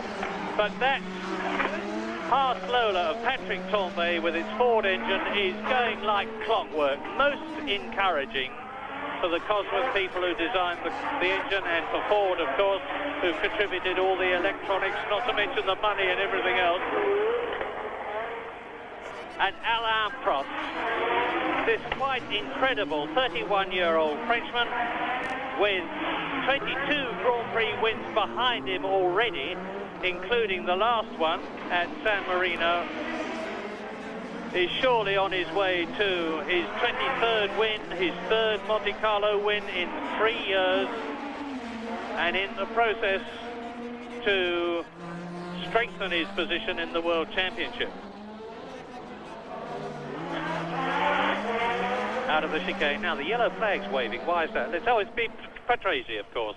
Patrese's car with the fire extinguisher powder on the road in front of it. And we are now seeing a motor racing demonstration of the highest order from Alain Prost, who has got this race in his pocket, provided he just keeps going the way he is. He's now on his 55th lap. You can see that with a gap of some 19 seconds there, that Keke Rosberg, as he comes through, is making no impression. Indeed, he's making a negative impression. Yes, indeed, and I think that the gap actually has opened quite sharply in the last couple of laps, and I think that Rosberg may have settled down to defend his second place, protect his car, and I get the feeling he's given up chasing Prost, and that may be a very wise decision, because he's shown, it's already been proved to himself that he's not going to catch Prost unless something goes wrong, and so chasing won't make any difference to that, and therefore I think you'll find that Rosberg is now protecting his very comfortable lead over Ayrton Senna. He's some 15 seconds ahead of Senna in 3rd place, but he won't want to do more wear than necessary on those rear tyres, and by taking it easy, he looks after them better.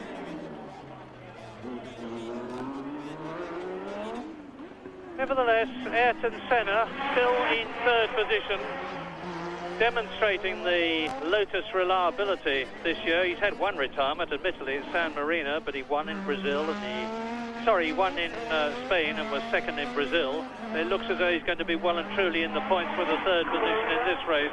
But now on the 55th lap, as you watch René Arnoux in the Ligier, the little Frenchman who drove for Ferrari in 1984 and won race in 1985 before he was fired. Arnoux now in 5th position, so it's Prost leading by an ever-increasing amount from Keke Rosberg, with Senna some 16 seconds behind Rosberg in 3rd position, with Nigel Mansell 10 seconds behind Senna in 4th place. Arnoux is 15 seconds behind Mansell in 5th position. Jacques Lafitte is in 6th place, and that is René Arnoux in the very distinctive blue and white Ligier. 7th is Martin Brundle, not so far off the points. 8th is Nelson Piquet. 9th is Patrick Tambay. They've each been lapped once. Thierry Boots is 10th and has been lapped twice. Johansson, maintaining his rather poor, unfortunately for him, Ferrari form this year, is in 11th position. And incidentally, Johansson had the misfortune to knock over in the vastly overcrowded pit lane at Monaco here yesterday Jean Sage, the tremendously popular Frenchman, ex-manager of the Renault team, who's looking after their engine supply for the Lotus, Ligier and Tyrrell teams this year.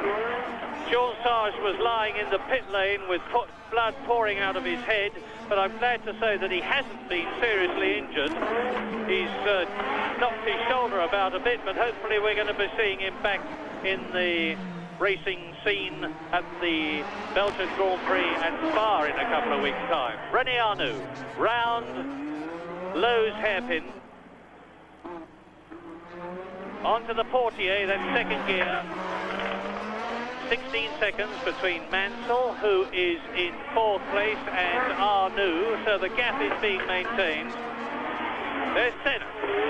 Senna, now we are going to see the Haas Lola, well, in a moment you will, with Patrick Tambay with the blue helmet in 9th position.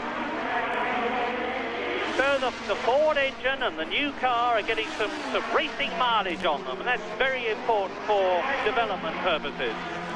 And the Ford is running with a very conservative turbo boost to get that racing mileage, to get the experience, and then you can make it go quicker. It needs a bit more power, they say, and I have no doubt that that will be provided. Ayrton Senna in third position, closing on Patrick Tambay, who is ninth, to lap him. As you look at the McLaren, coming up to catch Jacques Lafitte. So Alain Prost, the race leader, is about to lap Jacques Lafitte, who is sixth. That's yet another indication of the stunning class of Alain Prost, who I spoke to yesterday. Goes through, takes Jacques Lafitte. So now Prost has lapped everybody up to the fifth place. Great friends, by the way, Alain Prost and Jacques Lafitte, great golfing buddies. I said that Jacques Lafitte liked nothing more than to play a game of golf. Well, for that matter, nor does Alain Prost. Prost not only superb at the wheel, but an incredible businessman who runs his own promotions company. Heaven knows how he finds the time to do it. But amongst other things, he's promoting the Formula 3000 race at Pau next week. Prost into the tunnel. Well, nothing can stop Prost now except reliability or being balked. And we know how reliable the McLaren is. A superb team of mechanics, race engineers, designers, everybody. And of course there is no petrol problem at Monaco because this race is a very short one, 161 miles.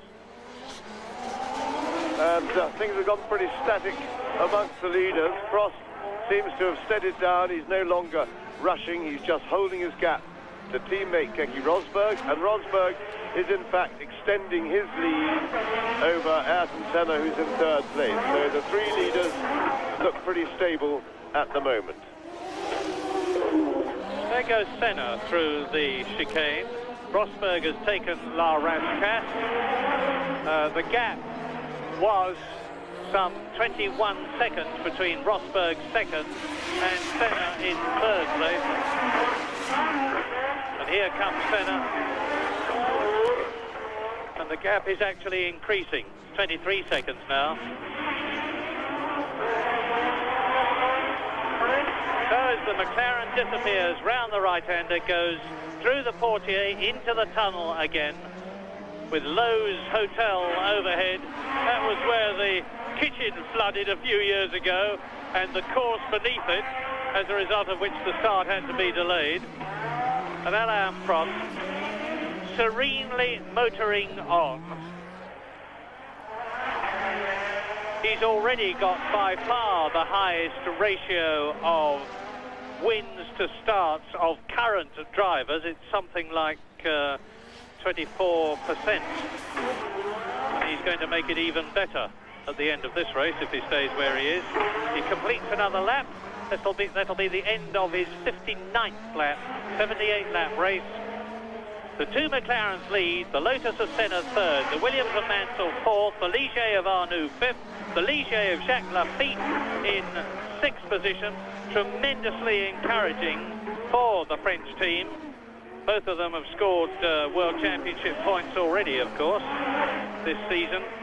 And there's the casino in the background as the leader once again plunges down towards the Mirabeau. And we look again at Patrick Tambay, another tremendously popular Frenchman. That's Martin Brundle, who is in seventh position.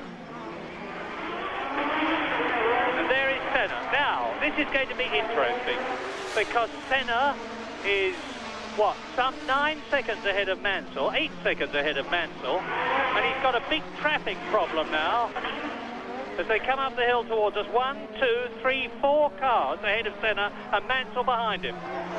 Yes, and I think Senna has, I think his tyres are proving a bit of a struggle for him now. He doesn't seem to be getting the grip, so he may find it difficult to do anything about this group. He's been stuck behind them for quite 3 or 4 laps already. Senna is now behind Nelson Piquet, who is in 8th position. Piquet has got ahead of him. Patrick Tambay. So Tambay has in fact moved up a place. Now his Senna's trying to go through on the inside of the chicane, or was, and Piquet will have none of that. Piquet dodges. This is a great scrap between Nelson Piquet and Patrick Tambay for 8th position, which Tambay has at the moment. And both of them holding up, of course, Ayrton Senna, who is 3rd, and is being fought by Nigel Mansell, who is 4th. I'll give you the gap between Senna and Mansell, and the gap between Senna and Mansell is now down to 6 seconds. So sure enough, Nigel Mansell is making the most of the opportunity. He doesn't actually know he's ahead of him because he can't see that Senna is being held up. But nevertheless, the Englishman in 4th place in the Williams is catching Senna. Yeah, and I think Senna's rear tyres are getting a bit tired. He seems to be a little bit short on traction out of the slower corners, and that, of course, makes his overtaking situation even more difficult. So now Senna having a look down the inside of Piquet. He's got 2 of them at once. So that will cheer Ayrton Senna up a bit to put 2 cars between himself and Nigel Mansell, who you see now approaching the station hairpin. So Mansell has got Senna just about in sight. Lap 2, race order. Prost leads, Rosberg 2nd, Senna 3rd, Mansell 4th, Arnoux 5th, Lafitte 6th, Brundle 7th, Tambay 8th, Piquet 9th, Boutsen 10th, Sura 11th, Johansson is 12th, Streff is 13th, and Palmer is 14th, as you look at a replay of Ayrton Senna going through to pass Nelson Piquet and Thierry Boutsen in the arrows. And he's now up with Patrick Tambay. Patrick Tambay, I remind you, is 8th, but has already been lapped once. And what about Nigel Mansell? He's catching them. Now, of course, Mansell's got the problem very shortly that Senna has now disposed of, because the Brazilian passes Patrick Tambay's Haas Lola Ford, laps the Frenchman again, pulls away, and Mansell has got 3 cars to pass before he can try again to get to grips with Ayrton Senna, and he's going to find it no easier to get past them than the Brazilian did. Senna, 3rd position. Now look back a bit, there's Mansell. And Senna is definitely short of grip. He's still a bit wide then at the station hairpin, so Senna's going to be really hanging on to try and make those tyres last. And that was the gap, of course, between the 2 McLarens, who are 1st and 2nd, with Alain Prost established firmly in control. Johansson's Ferrari in the pits. The gap between Senna and Mansell was 6 seconds. Here is Senna. There is Mansell in the background.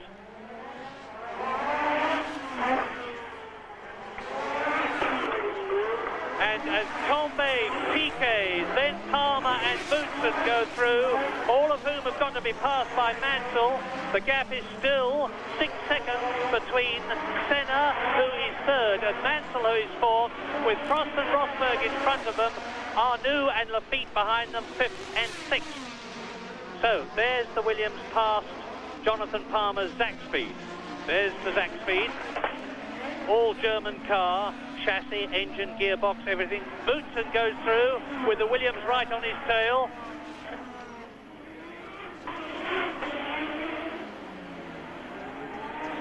Down to the station hairpin. Senna.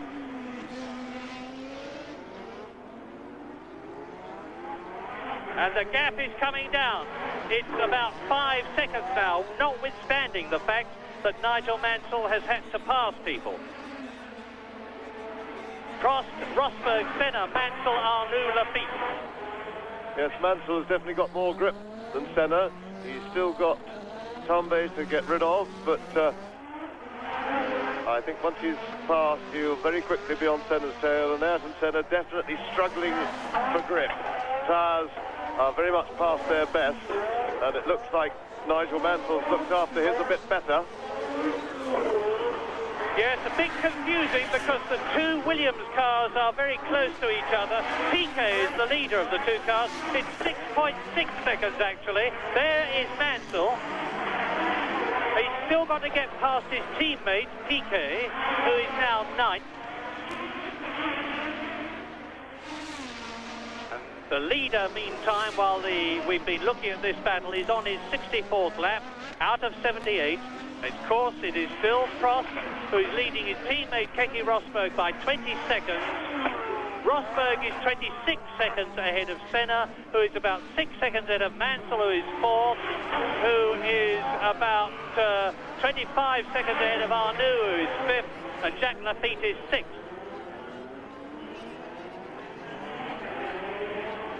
There's the Williams. 6-cylinder Honda engine. They broke 4 of them in practice. Nigel Mansell into the tunnel. They found out what the problem was. It was something to do with fuel injection, as a result of which I suspect the mixture was much too lean and they were breaking engines because of that, but they fixed it for yesterday's practice. And Nigel Mansell went from not qualifying on Thursday to a sensational second on the grid, notwithstanding the fact that he was having to deal with dropped oil from De Cesaris's car. And my goodness, he's smoking now. I mean, smoking to catch Ayrton Senna. He's not in car trouble. He's catching his teammate Piquet fast. It's 5.9 seconds. And I suspect Piquet, when he sees Mansell coming up, knowing that the Englishman is well ahead of him, will move over and let him through. That was Piquet. This is Mansell. Mansell is 4th. Mansell is catching Senna. Senna is not doing anything, of course, about Rosberg and Prost. But Senna will desperately want to keep Mansell behind him, because the World Championship position between Prost and Senna is very close. If they stay where they are now, Prost will take the World Championship lead.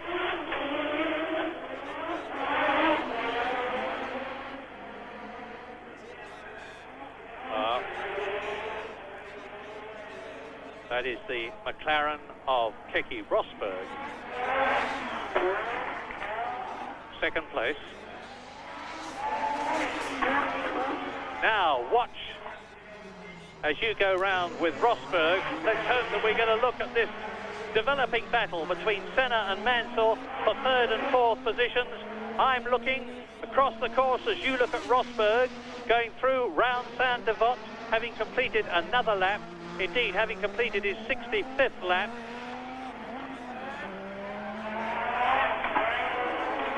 Senna goes past me as round the Hotel de Paris, and Mansell is starting to lose grip from his front tyres. He's getting a bit of tyre trouble as well, but he's now, there he is, right up with Nelson Piquet, and the 1st, 2nd, 3rd, 4th have completed their 65th lap. They being Prost, Rosberg, Senna and Mansell, with Arnoux in 5th position. Jacques Lafitte has been lapped in 6th place. 7th is Martin Brundle, just 1 place off a World Championship point. Patrick Tambay is in 8th position, and there is Senna. Now you can see how they go. There's Senna. There are the 2 Williams into the tunnel on lap 66.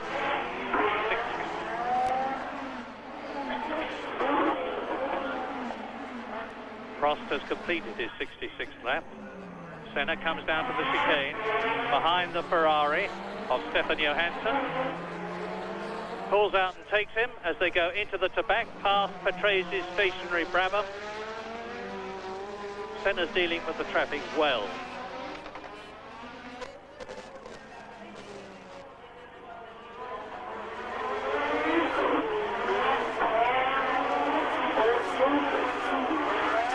Well, Mansell has still got Tambay, there he is, and Piquet ahead of him, but nevertheless, the gap between Ayrton Senna and Nigel Mansell, 3rd and 4th, is down to 4.8 seconds. If Mansell could get past Tambay in front of him now, and then Piquet, I think he's going to fairly rapidly close the gap to Senna, and then we really are going to see a battle royal between Piquet and Mansell, between whom there's been a bit of trouble in the past, of course, in Australia, where Senna, according to Mansell, put him off, and Brazil, where the same thing happened. There's Piquet, there's Tambay, there's Mansell. Yes, and with the grip from their tyres ever declining, Mansell's got quite a stiff task just to get through this gaggle and get a clear run to attack Senna, because he's definitely getting short on grip. And as soon as he gets close to another car, the wings don't work so well, and unless he's helped, he's going to have a real struggle getting clear. Now, there is Nigel Mansell closing up on Patrick Tambay. That's Brundle, there's Piquet, there's Tambay, there's Mansell, and still in the superb McLarens. Prost and Rosberg out on their own in front. Prost really on his own, 22 seconds now ahead of his teammate, and Rosberg is some 27 seconds ahead of Senna, who is some 4.5 seconds ahead of Mansell, and there is the Englishman. Now, look back, there's Tambay, and Tambay is 9th. That's Senna, up the hill. Now, Piquet goes through, and Brundle. There's Mansell. Nigel Mansell really has got a monumental task on his hands. He's on lap 68 now in this 78 lap race, but he could still finish in 3rd position. 8.3 seconds between Senna and Mansell, so the gap is extending, and the gap is extending for the reason that you can see now that Nigel Mansell's got the Ferrari and the Lola Ford in front of him. Prost, Rosberg, Senna, Mansell, Arnoux, Lafitte, the first 6. Brundle is 7th, has been lapped. Piquet is 8th, has been lapped. Tambay is 9th and has been lapped. And Piquet has got his Tambay there, and Mansell has got ahead of the Ferrari. So that's 1 less. Now there is Senna. You watch Senna go into La Rascasse as you watch Nigel Mansell still not able to do anything about Patrick Tambay, and the gap is increasing. Senna has got some real racing luck on his side. Nigel Mansell is now 11 seconds behind Ayrton Senna, who is in 3rd position, and Mansell has still got this traffic problem with, I believe, tyres that are going off.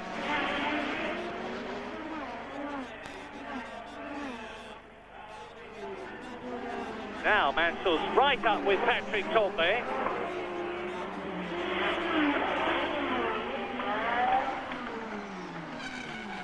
Tambay going off and hitting Brundle. That's Tambay's car over the top of Martin Brundle's Tyrrell, rolling over the Lola Ford, and he did that at the right-hander at Mirabeau, and thank heavens, what an incredible recovery.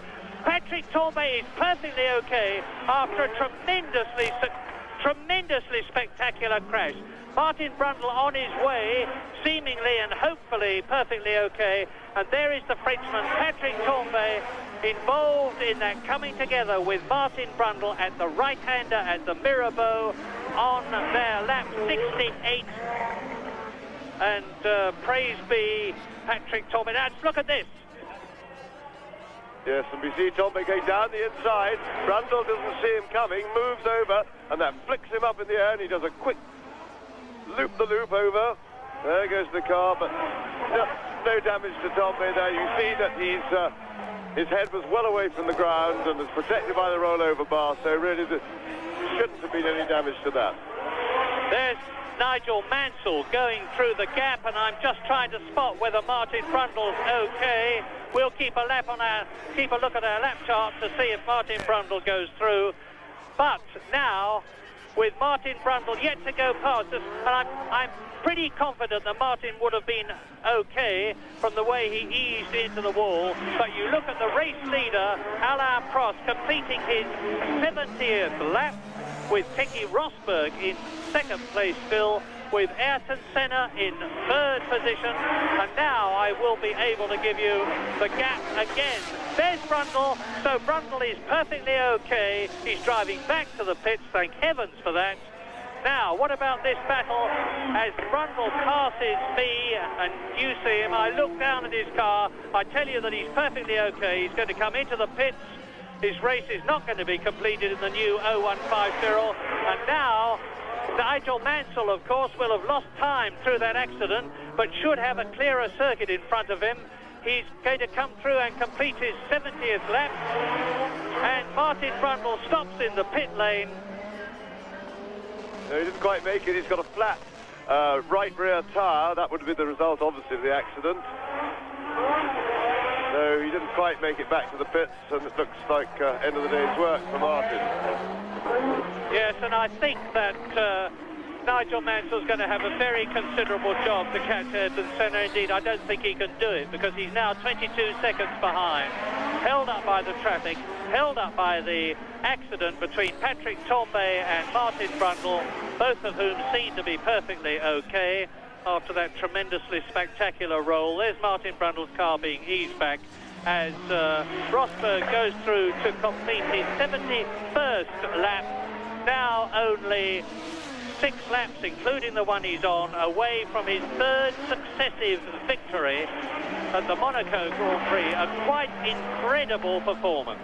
He dominated practice, while Martin Brundle's car is obviously seized up somehow, perhaps the brakes or gearbox. Brundle running across the road, so he's okay. Rosberg going through in 2nd place, and Nigel Mansell still has to get past Nelson Piquet, his teammates, who of course has been lapped.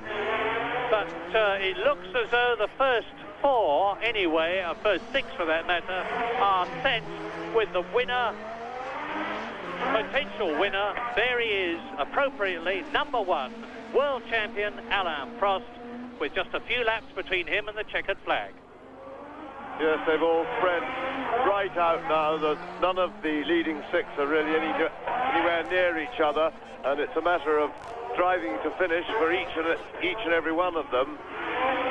Mansell's spirited chase of Ayrton Senna really ended with all that traffic in front of him, and then the shunt between Tambay and Brundle, which delayed him further, and he's now really out of range of any chance of catching Senna unless Senna has some trouble.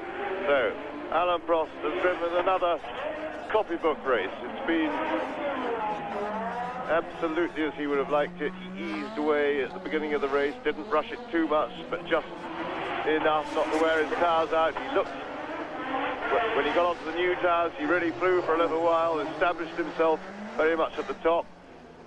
Rosberg chased for all he was worth and could not find any answer towards getting closer to Prost. In fact, he was losing ground, and that really was it. So the little Frenchman, current world champion, doing what very often happens to people when they win that championship for the first time, that a new and greater confidence comes over their driving, and Prost is certainly at the top of his form at the moment. Ayrton Senna going through. He's now on his 73rd lap, like Rosberg and Prost in front of him, and consolidating his 3rd position, because the gap between Senna and Mansell is actually increasing as the Brazilian rounds the Massenet into and out of Casino Square. 26 seconds is the gap now between Senna in 3rd place in the Lotus and Mansell in 4th position in the Williams.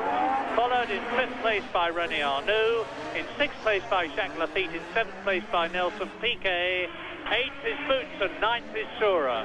10th is Johansson, 11th is Streff, 12th is was Martin Brundle, of course, out of the race, and Alain Prost now is on his 74th lap. And actually, I forecast that this would be a race of attrition, as it always is at Monaco, but it looks as though we're going to have more finishers than usual, because Jonathan Palmer in 12th place is still running, albeit 4 laps behind the leader, and there is the leader. Alain Prost coming down behind one of the arrows at Lowe's hairpin, and he is now 24 seconds ahead of his teammates.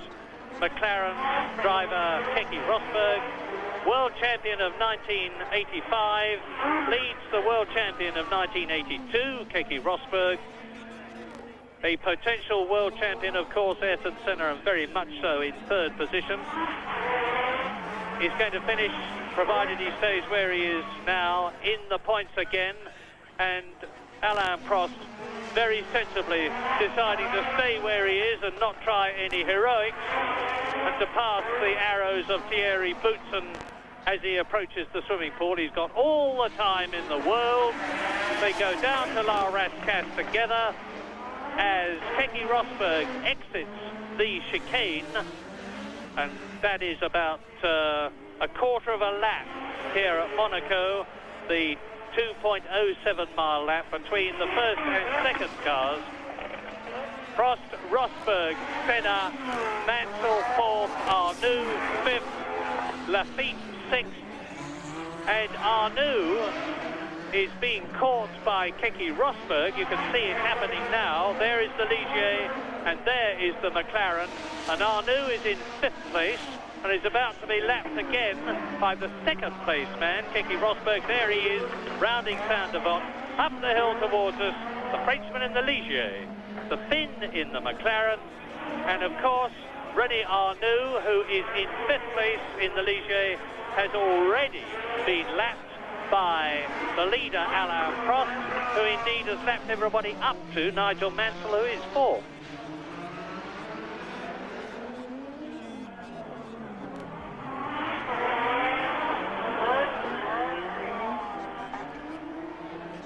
Arnoux, and there is Prost. He's past Boutsen, you see, out of our sight. Prost coming through now to complete his 75th lap. 3 to go at the end of this between him and another famous victory. It would seem that nothing can stop this incredible Frenchman these days, the class of the field. And although the McLaren team had a comparatively shaky start by their standards, with neither Prost nor Rosberg finishing in Brazil, they made amends for that with third and fourth places for Prost and Rosberg in Spain. And then they both finished in the points at San Marino, with Prost winning and Rosberg in fifth place. And now it looks as though at this, the fourth race of the 16-race World Championship Series of 1986, the McLarens are going to again stamp their dominance on the field, as they did in winning the Constructors' Championship in 1985 and 1984 by finishing first and second here at Monaco. Prost into the tunnel on his 76th lap, leading Keke Rosberg by 22 seconds. Rosberg 19 seconds ahead of Senna, third, who is 29 seconds now ahead of Mansell, fourth. So Senna really pulling away. Prost coming up to Streff, the Frenchman, having his first drive in the new 015 Renault-powered Tyrrell.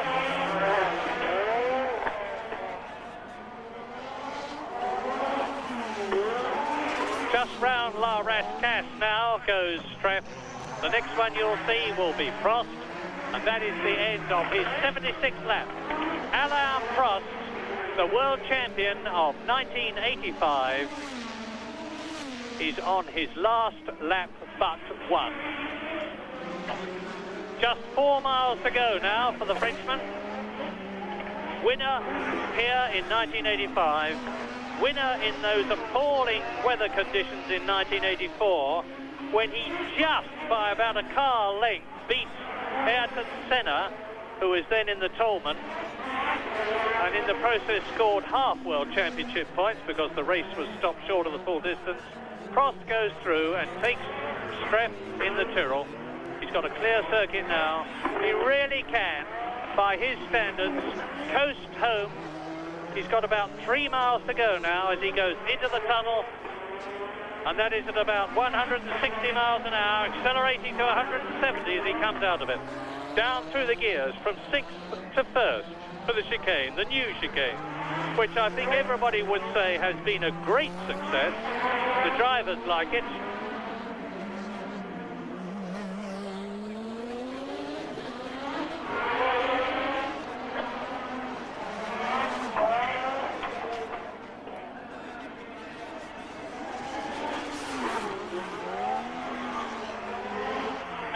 Prost is coming out of La Rascasse to finish his 77th lap, to start his 78th lap. There is only 2 miles now between Prost and victory after a quite magnificent, absolutely typical drive. Yes, Alain Prost has really made it all look ridiculously easy. He's in top form. His outstanding drive at Imola has gripped him with confidence, and he made it look a lot easier than it really is in going steadily away from the field throughout the race, getting onto his new tires, looking after his first set properly, and then taking a spirited challenge from Keke Rosberg, which he dealt with the greatest of ease by still extending his gap, and that took the fight out of everybody, the last fighter being Rosberg. Rosberg's driven very well into second place, and that will help his confidence. And Ayrton Senna, of course, has driven another good race into third place, but was just really a little bit off the pace. Out of the chicane for the 78th and last time, Alain Prost is going to make it 3 in a row. An amazing performance. Fastest in practice, pole position at the start, fastest this morning in the final half hour of practice on full tanks, winner in 85, winner in 84, rounds La Rascasse for the last time. Watch the McLaren mechanics as he rounds the last corner, and they go berserk with pleasure, and Alain Prost has won the 1986 Monaco Grand Prix in a canter. Rosberg will be second, Ayrton Senna third, Nigel Mansell in fourth position, René Arnoux in fifth place, and Jacques Lafitte sixth.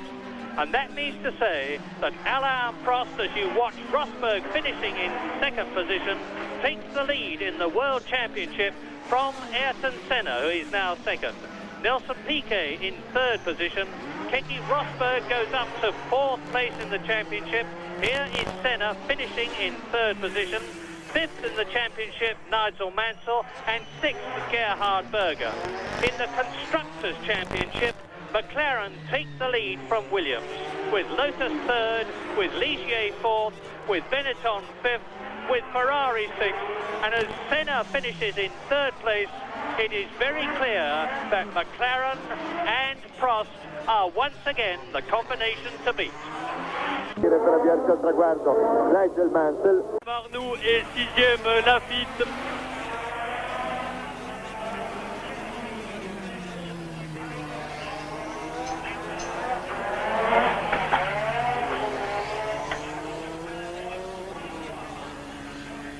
Alors on devrait voir le tour d'honneur de Prost qui doit avoir cette fois suffisamment d'essence pour l'accomplir.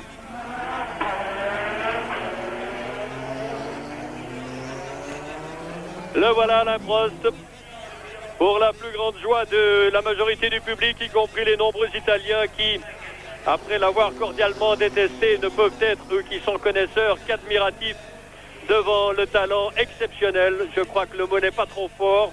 d'Alain Prost, vainqueur pour la 3e fois consécutivement ici à Monaco.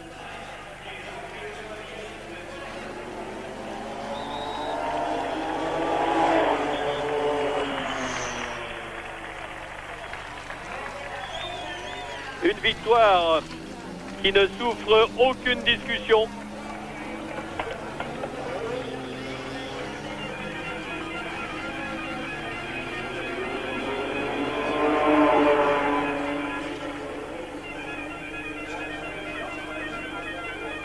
Et vous l'avez vu sur la surimpression, Sourer se classe 9e. Les deux arroses terminent dans les points. Non, pas dans les points, mais terminent le Grand Prix de Monaco, qui constitue déjà un exploit en soi.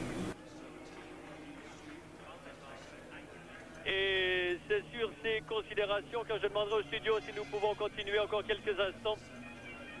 Eh bien non, nous allons devoir rendre l'antenne. En vous rappelant que Alain Prost a remporté le Grand Prix de Monaco, doublé avec Keke Rosberg 2e, doublé McLaren donc, 3e Senna, 4e Mansell, 5e Arnoux, 6e Lafitte, Sourer est 9e. Au championnat du monde, Alain Prost reprend le commandement, ou prend le commandement avec 22 points, devant Senna 19. Voilà, c'est tout pour ce Grand Prix de Monaco. Rendez-vous dans 15 jours pour le Grand Prix de Belgique. Merci de votre compagnie, mesdames, mesdemoiselles, messieurs. Ici Jacques Deschenaux qui vous a parlé en direct de Monaco. À vous le studio, à vous Genève. È stata una gara eccezionale, il team McLaren Marlboro ha dominato con i suoi piloti questo Gran Premio, sono mancati mi pare molte macchine, molti piloti che alla vigilia potevano inserirsi in questo duello, quindi parlo di Patrese, parlo delle due Ligier, parlo di Senna, sia uno sia l'altro non ho notato carenze tecniche o problemi alle loro vetture, mentre vediamo il 3 volte campione del mondo Jackie Stewart complimentarsi con Alain Prost. Dicevo, sono mancati troppi comprimari, quindi è stata una gara in fondo a mio avviso abbastanza monotona. A Monte-Carlo abbiamo visto di meglio, speriamo al ritorno nei circuiti veloci e tracciati veloci di poter assistere a qualche gran premio un po' più esaltante. Vedete la classifica del mondiale riproposto sul teleschermo: Prost 22, Senna 19, Piquet 15, Rosberg 11. E io direi, se le segnalazioni che mi giungono dalla regia sono corrette, che appena effettuata la premiazione noi restituiremo la linea allo studio, o se è necessario, e vi preghiamo di dircelo in cuffia, anche prima. Vedete intanto Prost che si complimenta con Senna, e questa immagine dall'alto di Monte-Carlo. Ecco, allora restituiamo la linea dopo avervi ricordato appunto che la McLaren è ancora in testa al campionato dopo questo doppio successo, e vediamo anche l'immagine del Principe Ranieri con i grandi protagonisti della corsa. Con queste immagini Mario Poltronieri, Clay Regazzoni e Ezio Germiani da Monaco Monte-Carlo vi salutano, vi danno appuntamento alle trasmissioni specializzate della Formula 1, la rubrica Tutto Pista nell'ambito della rubrica Sport 7 il giovedì, e Pole Position dopo il TG2 Sport, dopo il TG2 della notte, i sabati che precedono il Gran Premio. Prossimo Gran Premio fra 2 domeniche a Spa-Francorchamps, Gran Premio del Belgio. Grazie per averci seguito, buon pomeriggio. And that means to say that the world champion Alain Prost is back in the lead in the World Championship ahead of Ayrton Senna. Nelson Piquet third, Keke Rosberg in fourth place, Nigel Mansell fifth, and Gerhard Berger in sixth position. In the Constructors' Championship, McLaren take the lead from Williams with Lotus third, Ligier fourth, Benetton fifth, and Ferrari in sixth position. So as Monaco celebrates a 1-2 victory for the McLaren team of Prost and Rosberg, we're thankful that both Patrick Tambay and Martin Brundle seem to be perfectly okay after their coming together at the Mirabeau. Martin, to put it mildly, one of the more spectacular Grand Prix crashes. What exactly happened? Well, I'd had a 65-lap long dice with Piquet and Tambay since the start of the race, and we were dicing for 7th place. Piquet passed me going up the hill, put me over onto the dirt, and I can just imagine the smile on his face now as he did it. Tambay, therefore, got up close to me going through Casino, and I knew he was hovering somewhere around my gearbox, but I was fairly committed to Mirabeau. It's difficult to apportion blame. I think he was being a touch ambitious, but it's always difficult in these situations. What goes through your mind under those circumstances? He literally rolled over you. Yes, well, I just saw him just go over the top. Obviously, it happens very quickly.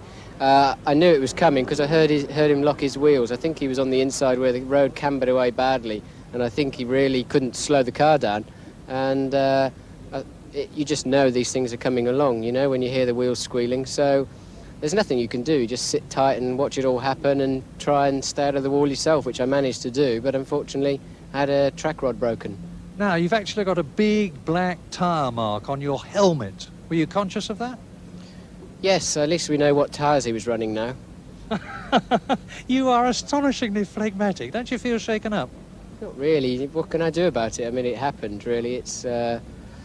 There's nothing you can do about it, Murray. When we travel at 200 miles an hour on the limit, we expect to have incidents. And, you know, we're defending our places pretty rigorously. And these things happen. Well, the season may not have started too well for you in Brazil, but it's coming together now. How do you feel about Spa in 2 weeks' time? I would say that if you asked me the question before Monaco, I would say that Spa is much better than Monaco for me. So if it's much better, I think it should be okay. And now we move on to Spa for round 5 of the World Championship in 2 weeks' time. Can anything stop McLaren and Prost?